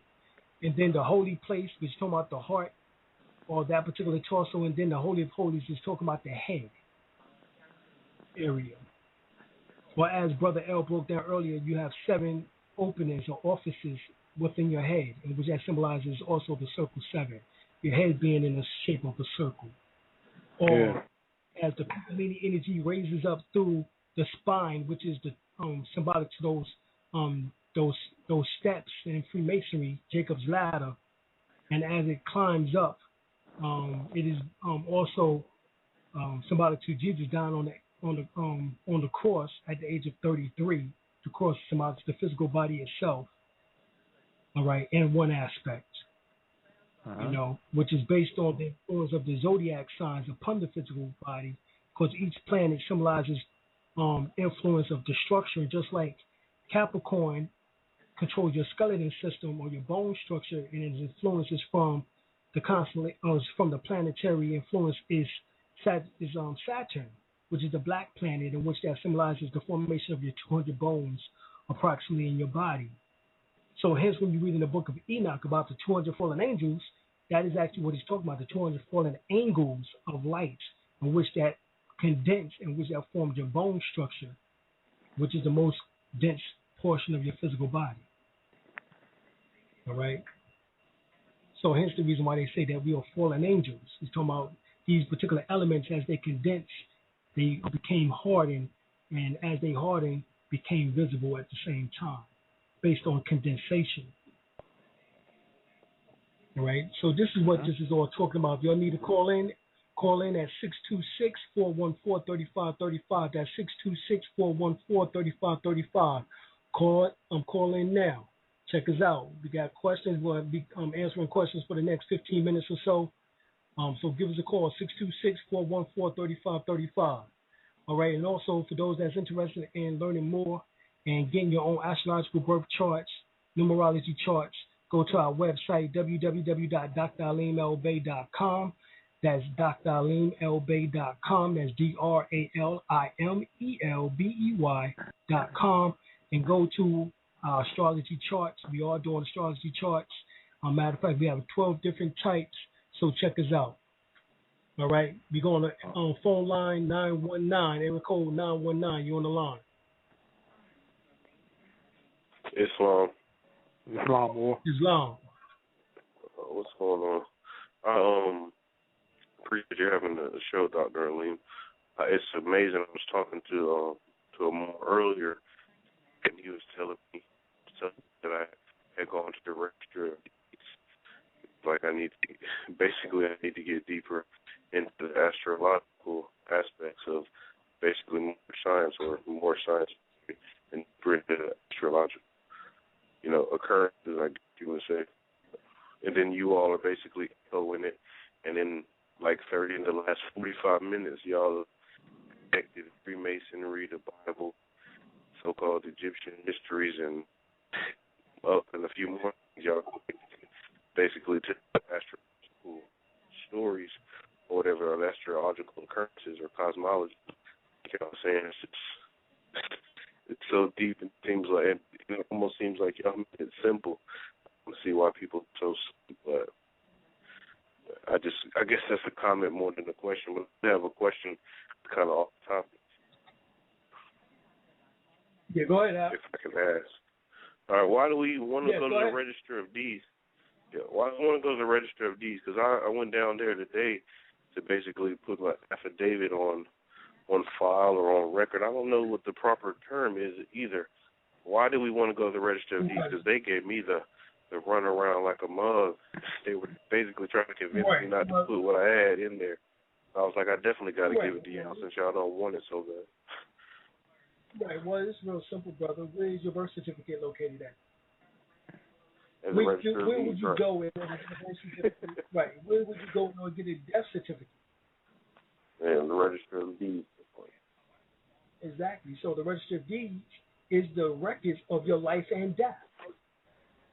Now, if you don't have anything in order to counteract the fraudulent plan that they've put in place, which is based on that birth certificate, like we've been saying, is a bond. If you read down in the lower left-hand corner, you see Midwest Banknote Company, which is a banknote company, which means that, and it's based on bond, and it's on bond, it's printed on bond paper, has a bond number, in which that is connected to the Federal Reserve Bank, in which that has U.S. collateral for the debt, in which that is the United States corporation has produced. So you don't have nothing in order to challenge that fiction in which that they put on you, that colorful law. Hence the reason why they can just pull you into court, sue you under jurisdiction, and say that they have jurisdiction over you, personam and territorial, as well as also subject matter, because they have the original birth certificate. They know. That's why the Register of Deeds is in the courthouse. They know who you are. They got your record. Oh yeah, he got a birth certificate on file. Yeah, bring his ass in. And so when you come in, they begin to start adjudicating because you participated in fraud. Your mama put you there. She was the snitch. On the birth certificate, it says, under mother's name, it says right there specifically, informant. So, she snitched on you. Oh, yeah, here he is. Yeah, he just came from out there. The water just broke and he came to shore. Now I'm going to have to mow him. Yeah. Just the anchor here. That's called the umbilical cord. That's the anchor. That's the umbilical cord. All right, we'll cut the cord. Cut that anchor. Now put him in the hands of the dock. Hence the reason why the vessel or the ship is pulled up to the dock. Now let's make a manifest for him. What's the manifest? Oh, that's his birth certificate. Let's get that shit popping for him. So now you there. Now you're not going to put anything to counteract what they did. You're just going to chill. You're just going to say, fuck it, I'm a more, and that's it. And still call yourself participating in their system, because you still have to go to the grocery store. You still have to get gas. Moors ain't that sufficient as of yet. They haven't mastered that determination as of yet. We're going to get there, but right now we still have to counteract the things in which that have started this fraud, and that starts at the arena of the register of deeds.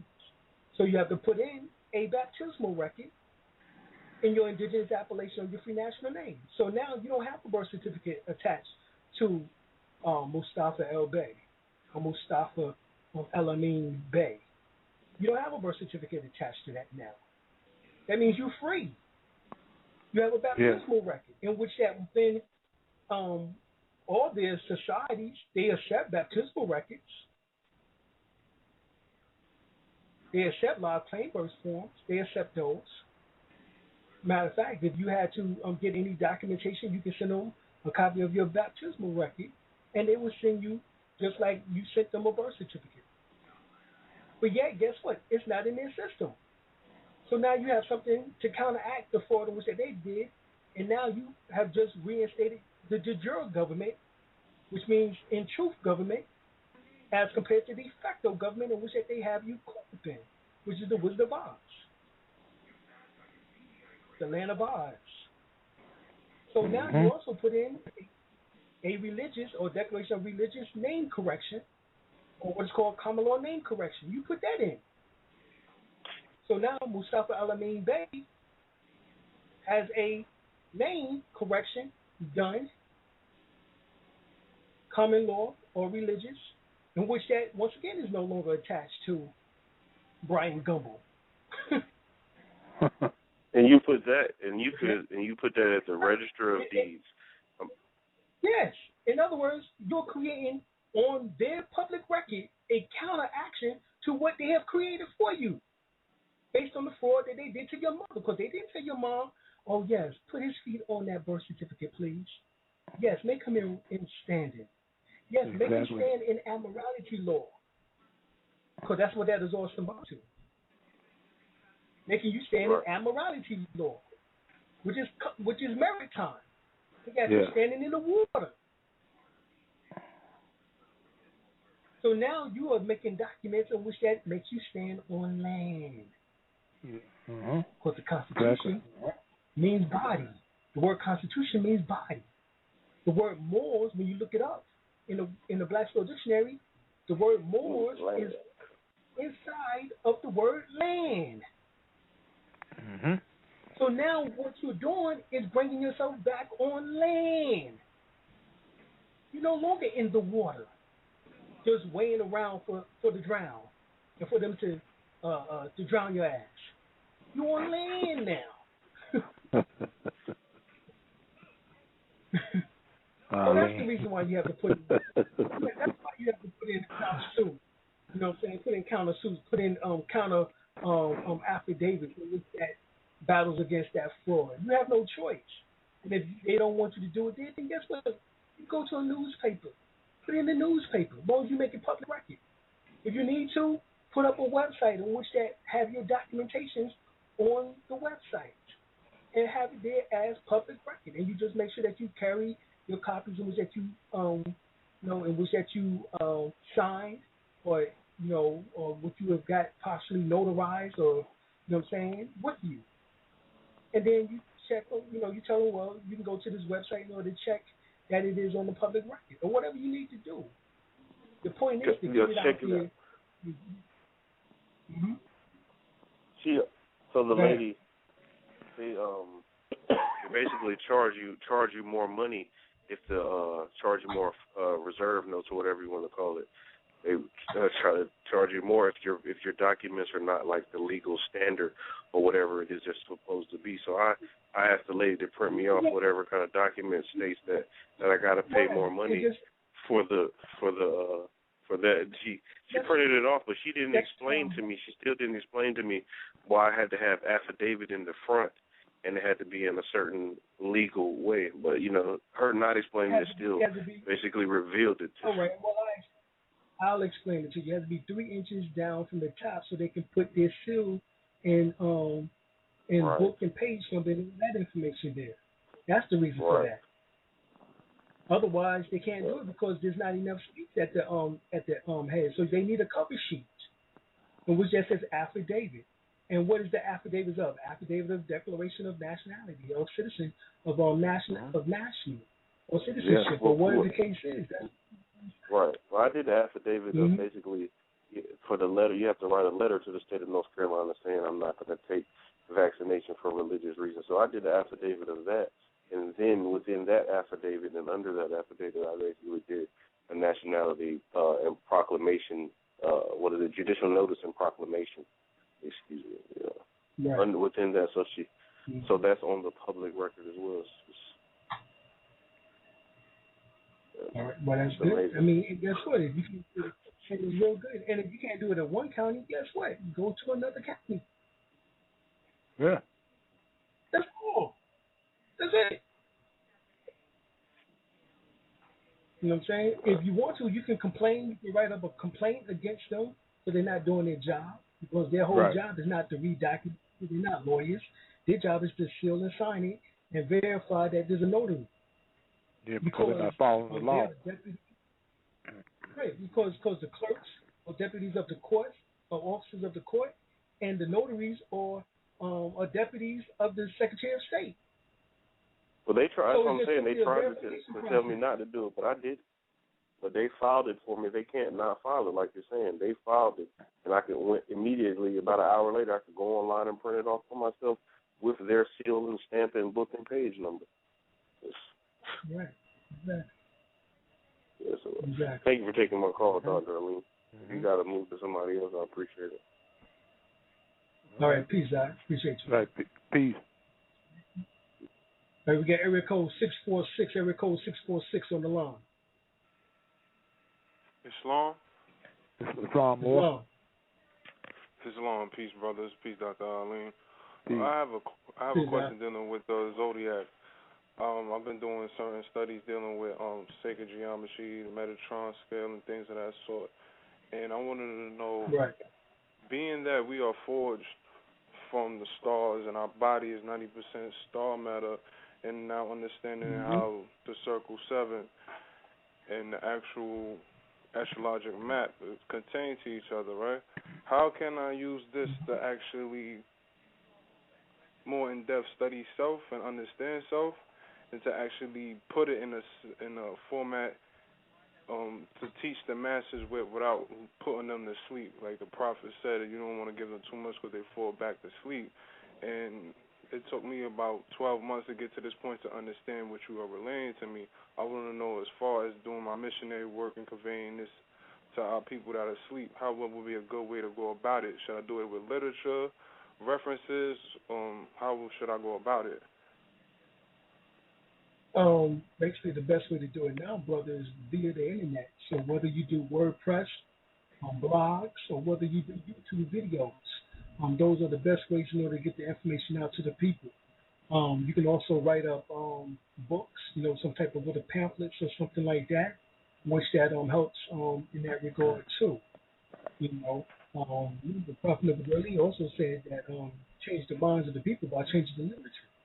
So that is the best way in order to do it. So the best way, once again, is WordPress and blogs via the internet, because that's the World Wide Web. In other words, you're going to reach more people through the internet than you ever would in your city. All right. So now, as far as the practical, knowledgeable use of the information, being that your body is 90% stardust, and as we always say, 300,000 tons of stardust energy falls into the planet Earth daily, then that means that you would take up your sciences to the next level, which is by practicing Qigong or Tai Chi, or pranic healing and Reiki, which is dealing with energy modality, in which that you understand now that you're being nurtured by the universe all the time. Every breath is a nurturing experience. So remember, as the revealers of light, our mission actually is to teach the science of the holy breath and teach man that he and Allah are one, And that through the holy breath, he and Allah will become what? Harmonious once again. They will become one again. And it's only done through the holy breath. Because Allah is the oneness. I understand. Exactly. So that's the way I would do it, brother. All right. Do you mind if I pose one more quick question on the floor? No, go ahead, brother. All right. Thank you. Islam, peace. I wanted to know where could I do the research on my ascending sign. I have knowledge of the sun and the moon star, but as of tonight, I just got put on into the ascending sign, and I want to know what literature can I read or go over to understand that more in depth. Right, if you need a copy of your birth chart, you can actually go to our website in which that we have the actual birth charts up there, in which that we do for people, in which that you learn actually the whole aspect of the chart, the sun, the moon, as well as also your ascendant or rising sign. There's a book called Rising Signs, in which that I can't remember the name of the woman right now, the female right now. I think her name was Linda Goodman, but it's called Rising Signs. So there's a whole book in which that she wrote on it. Linda Goodman. She wrote a lot of astrological books, but I think it was one in which she had to deal with the rising signs. All right. Thank you, Dr. Alim Bey. Definitely appreciate it. Thank you for your demonstration and answering my questions. Islam and peace. Peace, more. Islam, brother. All right, we got area code 305. Area code 305, you on the line. Yo, peace. What's going on, Dr. Alim? Peace, how you doing? Peace, God. Lamumba. Peace. Yes. Oh, okay. Yeah, you can hear me? Yeah.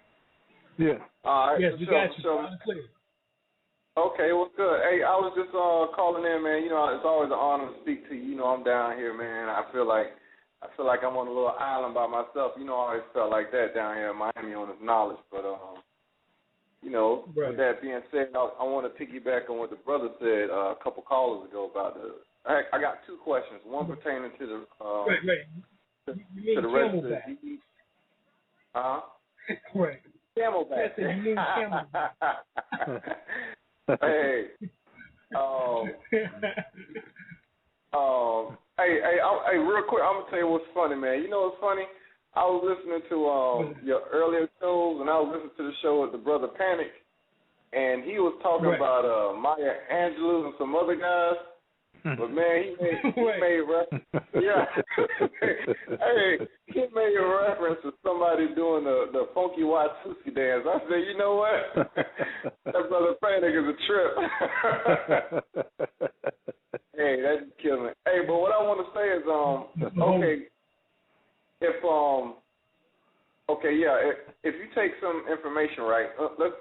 You said something about recording, like let's say you want to do a trust. Right, and you talk about doing the UBO, right? If you take it to the register of deed, don't you put that document into the jurisdiction under the public? If it's a trust is something supposed to be private, right? Right, but you don't take the whole trust. What you do is take the front sheet and the last sheet, in which that was part of the notary, and you put that in. As far as the meat, that substance stays private. But as far as the top part, you want to be able to say, well, look, the trust has been put on record. However, the meat is still sacred and still private. So you don't put the meat there, no. Okay, so with that front page and the last page, you go and then get the EIN number and then go to the bank and do business like that? There you go. You got okay, my next thing was listen to your information. And the meat? Go ahead. Okay. What I was going to say is that basically, to my understanding, I'm supposed to have a ground understanding in astrology, the occult, and also in the, for lack of a better word to say it right now, in Taoist understanding, like the breathing, to complete my circle information. Is that correct? Exactly. All right, well, we good, man. Y'all have a wonderful night, man. Right. All right, peace, God. All right, we got area code. That's 859, area code 859. You on the line. Peace. Peace.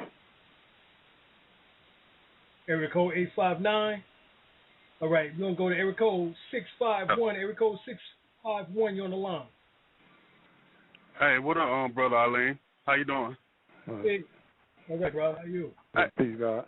All right. Hey, I had a quick question. Can you hear me? Yes. Yeah, we got you, Will. Okay. Hey, by us heading into like a new paradigm, like our Earth heading to the center of the back to the source, or you can say the central sun. How would that affect us on the dream realm? Like, could we actually visit other planets while in the dream realm? Yes. That's the whole point. The reason why I ask, I was going to say that our dreams are supposed to be more vivid right now, but they're doing a lot of manipulation in the skies, dealing with the various weather modification, weaponry, and chemtrails, and different artificial clouds and things like that, trying to disrupt the communication between you and the ancestors, which is in our atmosphere, which that gets a lot of this cosmic information and is transferred down to you via the communication of the ancestors through your pineal gland and into your endocrine glands, in which that is produced what's called hormonal balance. And it comes by way of that alignment with the cosmos, with Alcyon or Alcyon, which is known as the central sun of the Pleiades and of this galaxy, the Milky Way galaxy. It comes by way of that alignment, not the fact that we're just going to be moving closer to it, but we are, and we have, because we're now coming out of the photon belt, or out of the dark rift, and coming into the inner arm, more towards Alcyon, on the other side of that photon belt. And so we are, and have been bombarded with photonic energy. And of course, we know that because we have the increase of solar flare activity, CMEs, which are coronal mass ejections, and sunspot activity. So all of this is definitely taking place, brother. No doubt about it. Oh, okay. Yeah, because the reason why I would ask it, because my dreams is very vivid. I'm getting to the point where I'm having, like, lucid dreams, like, every other night. It's like, it's out of control, and it's like dreams, some dreams where I board spacecrafts, and I know it sounds crazy, though, but I've been on spacecraft, and and the beings that look on the spacecrafts look just like us, but they kind of look like how the people looked in the 70s and 60s. Right. Kind of with the afro. They kind of dress like that, and I don't know if it's a figment of my imagination or but it seems real, and I have them like every other night. So I wanted to know that would that be our gate? Will our dreams be our gateway into the other planetaries on like a higher vibration? Right. Well, definitely, bro. That's where it will come from. And of course your antennas, which is your locks, helps with those frequencies. Because your hair acts as antennas, in order to tap into the own. You know what I'm saying? So you going outside of very high frequency, you tap into ultra high frequency, which is dealing with ultraviolet light, which is actually the fourth dimension, and actually you're a fourth dimensional being, and we're actually making the transition into going into the fifth world, which is the fifth dimension, in which that Marilyn McCool and her people spoke about back in 1969, called the Age of Aquarius, the coming of the sun. You know what I'm saying? Oh, okay. Everything that you're talking about is actually what is happening. I've done boarded spaceships and been with those beings, and and things like that too, and actually been seeing actual starcrafts or what you want to film, light vehicles or whatever, ever since I was 9 years old. So this is real, but it's based on a certain level of consciousness, and so you'll reach into a deeper level of consciousness based on the experiences and based on the things that is taking place upon this planet, based on the sun and so forth and so on. Oh, okay. Well, it's something like no other though. You know, like I try to explain this to people but the people that's not on that level kind of look at me like I'm, right. You know, I ain't rap too tight. You know, so. Right. but when I show people how to do it, then they come back to me and tell me it actually work, because I do, like, I test out the monotonic gold too every now and then. I don't really rely on that as much, but I test some of the monotonic gold because that kind of correspond with your DNA, right? Right. Oh, okay. Yeah, that's basically all I wanted to. Yeah. Right, the monotonic gold helps with the elimination of toxins and waste in which that becomes accumulated within your cellular structure, and it helps with the currency, because gold has a high currency. In other words, electromagnetic conduction, or electrical conduction with your cells. So it helps with the transfer of energy. You know, so that's what monatomic gold does. It helps with the transfers of energy. External DNA, as it transpires and accumulate, you know what I'm saying, or with internal DNA, as it combines with internal DNA. Okay? Oh, okay. Well, at least I know I'm on the right track now, you know, because first time I had it, I actually thought I crossed over, so first time I had a lucid dream, but appreciate it, though, Brother Ali, and nice talking with y'all, though. All right, thank you, brother. All right. Peace. Oh, okay, peace out. Right. Peace. All right, we got area code 817. Area code 817, you're on the line. Islam Moore, how you doing, brother? Islam Moore. Hey, listen, this is a question about an organization of Moors. I'm just trying to get some information on some fact finding in regards to Moors, and I'm sure you probably be able to enlighten me, because I've only been in the temple, I could say, roughly about 7 years. Can you tell me about an organization called a Maxim Moor Empire? Are you familiar with them, brothers? Yes. Mm-hmm. You talking about Emperor Anu? Say that again?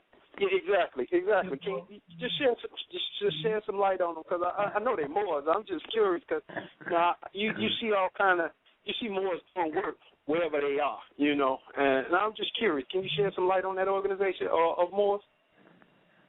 Well, the Maxim Moors, Brother Emperor Anu is the head of it. A gracious brother is real professional, real honorable in his stance. They deal with being self-sufficient. They deal with real money, which is dealing with currency, silver, gold, you know, etc. And this is, you know, their focus is economics. You know, a lot of their focus is based around economics as compared to just, you know, some other organizations might be dealing with religion or so forth and so on. But, I mean, that's basically what, you know, they deal with, brother. Islam, where are they located at, Moore? I believe that they're located near Philadelphia, brother. Islam. Okay, Islam. Yeah, I'm just curious, more. You know, cause you know, when you look on the horizons, you see Moors in all parts of North America doing their thing, and I came across them, and you know, I just had never heard of the brothers, and you know, like I say, I'm relatively new in Moorish science, but you know, I understand and I understand. So, Islam, I appreciate that little bit of insight, Moore. All right, Moore. Peace. All right, Islam. All right, we got area code 937. Area code 937, you're on the line. Oh, and let me say this too. Anybody, Emperor Anu, I know that the Maxim Moors have a Facebook page. At least they did. So definitely for those who want to know more, I would definitely go to his page and be able to ask him those certain questions also. But area code 937, you're on the line. Appreciate that, Islam fam. Islam Moore. Islam. Man, you dropped a couple of jewels tonight. Well, not a couple. You know what I mean? That's what you do. But it was a couple of keys that I picked up on that I had no, knowledge of before, namely the baptismal record, things of that sort. there's a couple callers that called in that seem to be on that path. So, I'm already convinced, of how everything is Moorish, on that, from that side, I guess you could say from one side of things, but I'm trying to get up on my civic side. I heard Brother Tony talk about trust, the trust talk and EIN talk. I know all about business. I know all about how to incorporate and how to the LLCs and whatnot. I was already into business before I got into more science, and that's really what helped with the connection was once I started how business oriented, the whole thing was. But anyway, where can I get that information from? Like you were saying, file the first and the last, but not to meet, that info or how to, as far as us becoming, Moorish, in that regard. There's a book in which that you can get from us, brother, for a donation if you go to our website. The donation is $10, and we can send you the book in which that deals with actually common law trust. And based on the common law trust, it tells you in there how to operate as a trust. Mm-hmm. Okay, no doubt. That's the trust side. Now, what about the other caller that talked about the baptismal record? The baptismal record, how to get that part of my affairs, part of my affairs together, that whole part of my affairs. You can also go to our website on www.Dr. El-Bey and go to United Washington History and come down towards the bottom of the page, and we go into the various forms in which that is needed when you go to the Register of Deeds. The baptismal, the live claim birth form record is one of them. Yes. Okay. They said Dr. Alim El-Bey. Right. DRALIMELBEY. DrAlimElbey.com. Okay. Hey, I appreciate that, man. That's like, I don't want to throw any names out as far as other organizations that got me kind of where I am, because they, I got to give them some credit, where it's due. But they were, for lack of better purpose, there's nothing wrong with being economic and industrial, but it just seemed like like the one brother called in asking about the one brother, the Amexamores.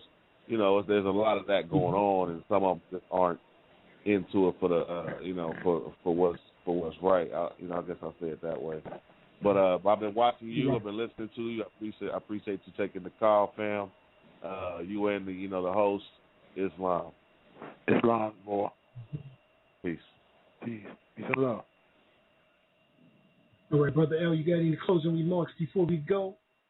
Yes, I like this the effect we have on some of the brothers tonight, and this is what I like here when they respond like that. And it shows that we're really doing some good tonight. Yes, sir. And we're going to keep on doing some good Monday night, Wednesday night, and Friday night again. Yes. Exactly. Tell them the dates one more time, brother. Tell them again. What days? Monday, Wednesday, and Friday, 7 o'clock. Well, 7 o'clock. I don't know what. With the Western time. My time is 8 o'clock. Right. 8 o'clock and Eastern time, 8 o'clock. And, Central Western time, Midwestern time is 7 o'clock. Exactly. Yes. Mm-hmm. Maybe 9 o'clock, maybe Western time. I don't know. I'm not sure. No. That'd be much earlier. That'd be 6, maybe 6 or maybe 5 o'clock in the evening. Well, 5 o'clock is Western time, exactly. Yes. And then I think Mountain time is after Central time, so Mountain time is which is 2 hours behind us, would be 6 o'clock, and then Western time would be 3 hours. Yeah, something like that. We'll get it right. It'll be Monday. We will. Be Monday, Wednesday, and Friday. Mm-hmm. Yes. All right, so that's it. Monday, Fridays, 8 p.m. Eastern Standard Time. Check us out. You have to check us out. You ain't got no choice because we're going to bring you the most powerful information on the planet. Yeah. You know, that's our First World Order Radio. You know, that's what we do. Exactly. What we do. You know, if you don't know that by now, then I guess you never know. You know what I'm saying? That's right. Words of you know, words of Patty. You know, and so I guess we'll head on up out of here, Brother L. You know, and right. Like you said, we did some good things tonight. And hopefully everybody get it. And we're getting ready to head out. So we're gonna leave you with our message for the night. First World Order Radio. Finally, we are on the air. No doubt. All right. There's always going to be somebody in the building on First World Order Radio. We get on into some of that order consciousness tonight. First World Order Radio every Wednesday, 8 p.m. We got to talk about what is taking place on the planet. There's always going to be somebody in the building on First World Order Radio. First, we need to let you know we're going to be doing more shows, giving out more information on Wednesdays. Wednesday at 8 o'clock, we are now going to make this the hottest day of the week. Preceding others in time, order, importance. The most prominent parts, voices, or instruments. Earthly state of human concerns in existence. An indefinite multitude, quantity, or distance. System regulates to bring about specifics in the group based on value and natural characteristics. Current radiates electromagnetistics of sound through the air, same as your thoughts transmits it. Preceding others in time, order, importance. The most prominent parts, voices, or instruments. Earthly state of human concerns in existence. An indefinite multitude, quantity, or distance. System regulates to bring about specifics in the group based on value and natural characteristics. Current radiates electromagnetistics of sound through the air, same as your thoughts transmits it.